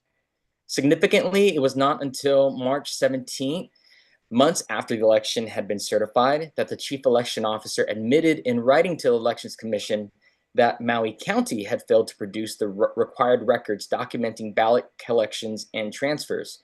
This admission demonstrates that the certification of the election was completed without knowledge of whether Maui County's statutory documentation requirements had been met, in direct conflict, again, with the reconciliation process mandated by HRS 11-155. And our finding is number 5, the Elections Commission and the Deputy Attorney General's Office suppressed complaints and evidence of malfeasance. The PIG investigation has documented a pattern of suppression of complaints, denial of evidence, access to evidence, and obstruction of oversight by the Office of Elections, the Attorney General's Office assigned to the Office of Elections, and the Attorney General's Office assigned to the Elections Commission. Records reviewed by the PIG show that the Deputy AG's office consistently advises against transparency by issuing legal opinions that restrict public access to key election records. Notably, the DAG's office has authorized and defended the redaction of email communication among the chair of the Elections Commission, Chief Election Officer Scott Nagel, and among the staff of the Office of Elections. These redactions have been claimed under attorney-client privilege, even though it is the Elections Commission, not the chair, that is the client. This interpretation has been repeatedly used to shield discussions and decision-making from both commissioners and the public. Even though the duties of the Elections Commission pursuant to HRS 11-7.53 include investigating and holding hearings for receiving evidence of violations and complaints, a majority of the commissioners have consistently voted no on motions to investigate or audit complaints submitted by the members of the public. Despite repeated public requests for investigation, numerous complaints have been left unresolved. The formation of this PIG was long overdue, and we are grateful for the opportunity to conduct this investigation. So here are our recommendations. Number 1, that an external independent manual audit of all ballot envelopes, USPS receipts, and mail-in ballots is required to reconcile ballot discrepancies for the 2024 general election. The PIG investigation concludes that Hawaii's election oversight structure is fundamentally incapable of self-policing. We recommend an external audit be conducted by an independent, non-government body to the same standards as applied to financial institutions. Prior to the audit, all records must remain in storage and out of reach of any officials or staff, overnight or otherwise. This audit should consist of manual counts of ballot envelopes for each county, USPS receipts for each county, and mail-in ballots for each county. The audit should also include an examination of the signatures on the ballot envelopes compared to the official signatures of record.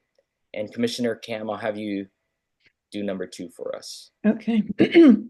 Number 2 is return to in-person voting on paper ballots on Election Day.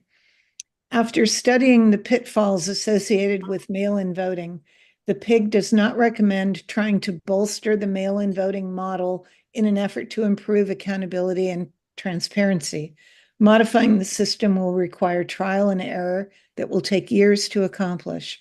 Rather, the PIG recommends that the state of Hawaii return to in-person voting with paper ballots on Election Day for the following reasons. Mail-in voting was supposed to be conducted only by Kauai County in 2020 as a trial, but due to COVID, it was expanded to the entire state. As an experiment, it has failed because the elections are unverifiable. The laws that were designed to secure the validity and reliability of mail-in voting have been routinely ignored or reinterpreted rather than followed to the letter. One of the arguments in favor of mail-in voting was that it would increase participation, but that has not been the case. These are the statistics from the Office of Elections. In 2016, 34% of registered voters, 2018, 38%, 2020, 51%, 2022, 39%, 2024, 32%. With the exception of 2020, when we were in lockdown, there was no significant difference in participation between in-person voting and mail-in voting. Returning to in-person voting on Election Day will eliminate the need for staff to collect from the drop boxes and to man the voter service center. Returning to in-person voting does away with relying on USPS to deliver the bulk of the envelopes. As was noted above in the section about the County of Hawaii, USPS has sometimes failed to produce receipts for return mail delivered. When people vote in person, their signatures are verified on the spot, eliminating the need to scan ballot envelopes and rely on computer algorithms.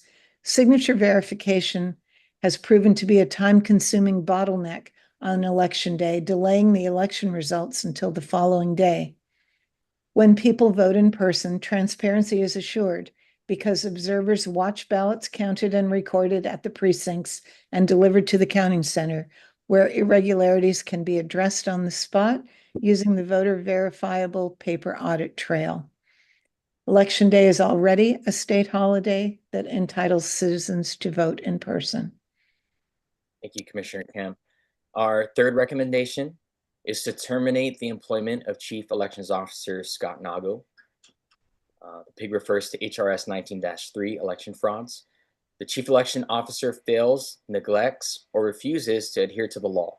Chief Election Officer does not comply with statutes and administrative rules for election reporting.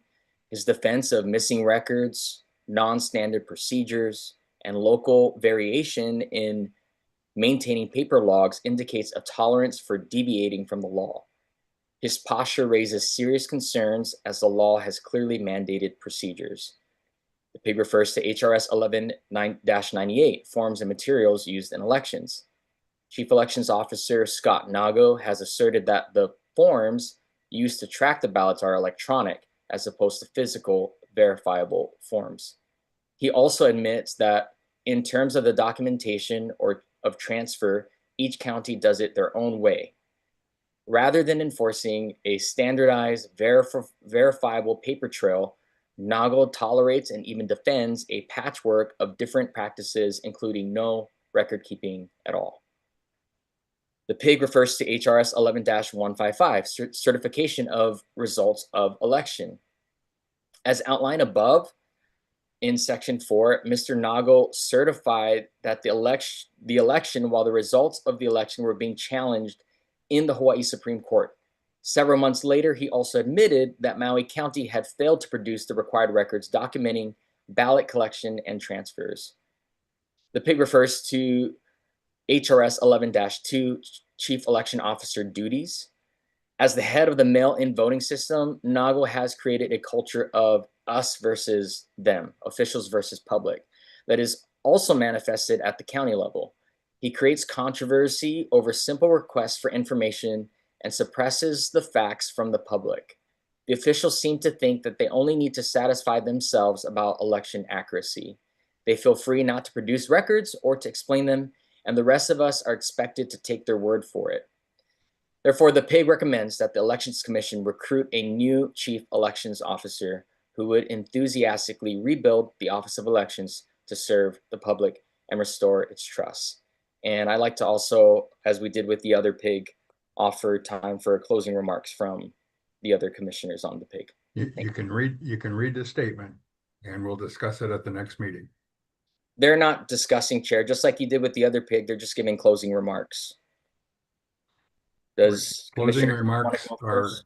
entry remarks at the next meeting. You asked to read this. Did you have any more to read? No, but Then can you that's clarify it. for me? Because at the last meeting, you allowed the other pig to give closing remarks. All three of them gave closing remarks on their report that we're, as a pig, submitting our report, and that should be included in our report, our closing remarks. I You don't asked think to read it. out You of made order. plenty of remarks during this. But go ahead, Dylan. What do you have to say? I'm yielding the floor to my fellow pig members so that they can make closing remarks. Okay, 3 minutes each, please. Yes, yes, Chair, I'd like to start. So Okay. I'd like to discuss a few items that were not included in the pig report, but the public should know. No, that we're receiving the pig report, period. Commentary on the pig report is welcome. Additional items are This is not. closing remarks, Chair. Additional the items Office are of not Election- accepted. If you add additional items, I'm going to cut you off. The Chair in the Office of Elections refused to answer the questions that we asked while conducting our investigation. Was that in the written report? That was in the written report. Thank you. Any other additional comments? Dylan, did you have some? I'm making additional comments. I just told you. You're adding to the report. Commissioner Ralph, you're out of order. Dylan, you had Explain some what we commentary? can say right now, Chair. Explain it. You're adding to the report. It's already entered in the report. That's enough. We're receiving the report. Dylan, did you have some commentary? So what commentary are you? Ralph, you're out of order. Dylan. I was yielding the floor to Commissioner Cam and Commissioner Cushing for closing remarks. Lindsey Cam. I'll pass. Thank you. Chair, I got a point of order. Yes, what rule am I not following? On item 3, discussion and decision making, you limited us to voting and discussing one item. That's for the next meeting on this I'm report. not talking item number 3. Item 3. Item 3. We're done with item 3. We're on No, item we- 4. we- We're there's- receiving the report. We You're can discuss it and obstructing decide the at the agenda. next meeting. You're obstructing the agenda. It says discussion and The decision Commissioner making. has a motion. You're limiting it. Discussion and decision making on item 3. We're on item 4. We did not finish We're receiving item the 3. report. We'll discuss it and decide at the next meeting.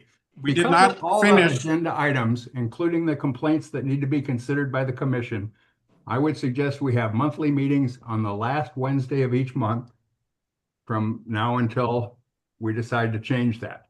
So the next meeting is the last Wednesday of September, and that'll be September 24th at 10 o'clock when we'll further discuss this report. Chair, can Point I? of order, Chair. We're not done with item 3. What rule? Item 3 we're done with. We're on item No, 4. we only Ralph. made one decision. Ralph, we're on item How 4. can you limit the You're out of decision? order. This is very complex. You're There are out of more order. decisions to make.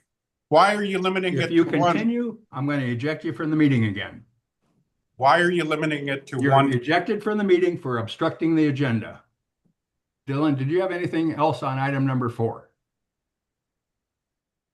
No, Chair, but I was going to add, I think we should have our meeting sooner than that. Our cool down period is only 6 days. And I think there's actionable items that our PIG has recommended that the public would like to see us take.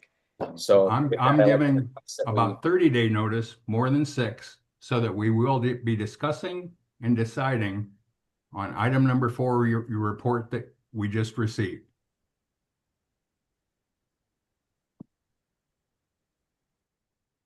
With that, and with nothing else on the agenda, I'll adjourn the meeting until our next meeting on September 24th at 10 a.m. Thank you for your Chair, time. Chair, you forgot that you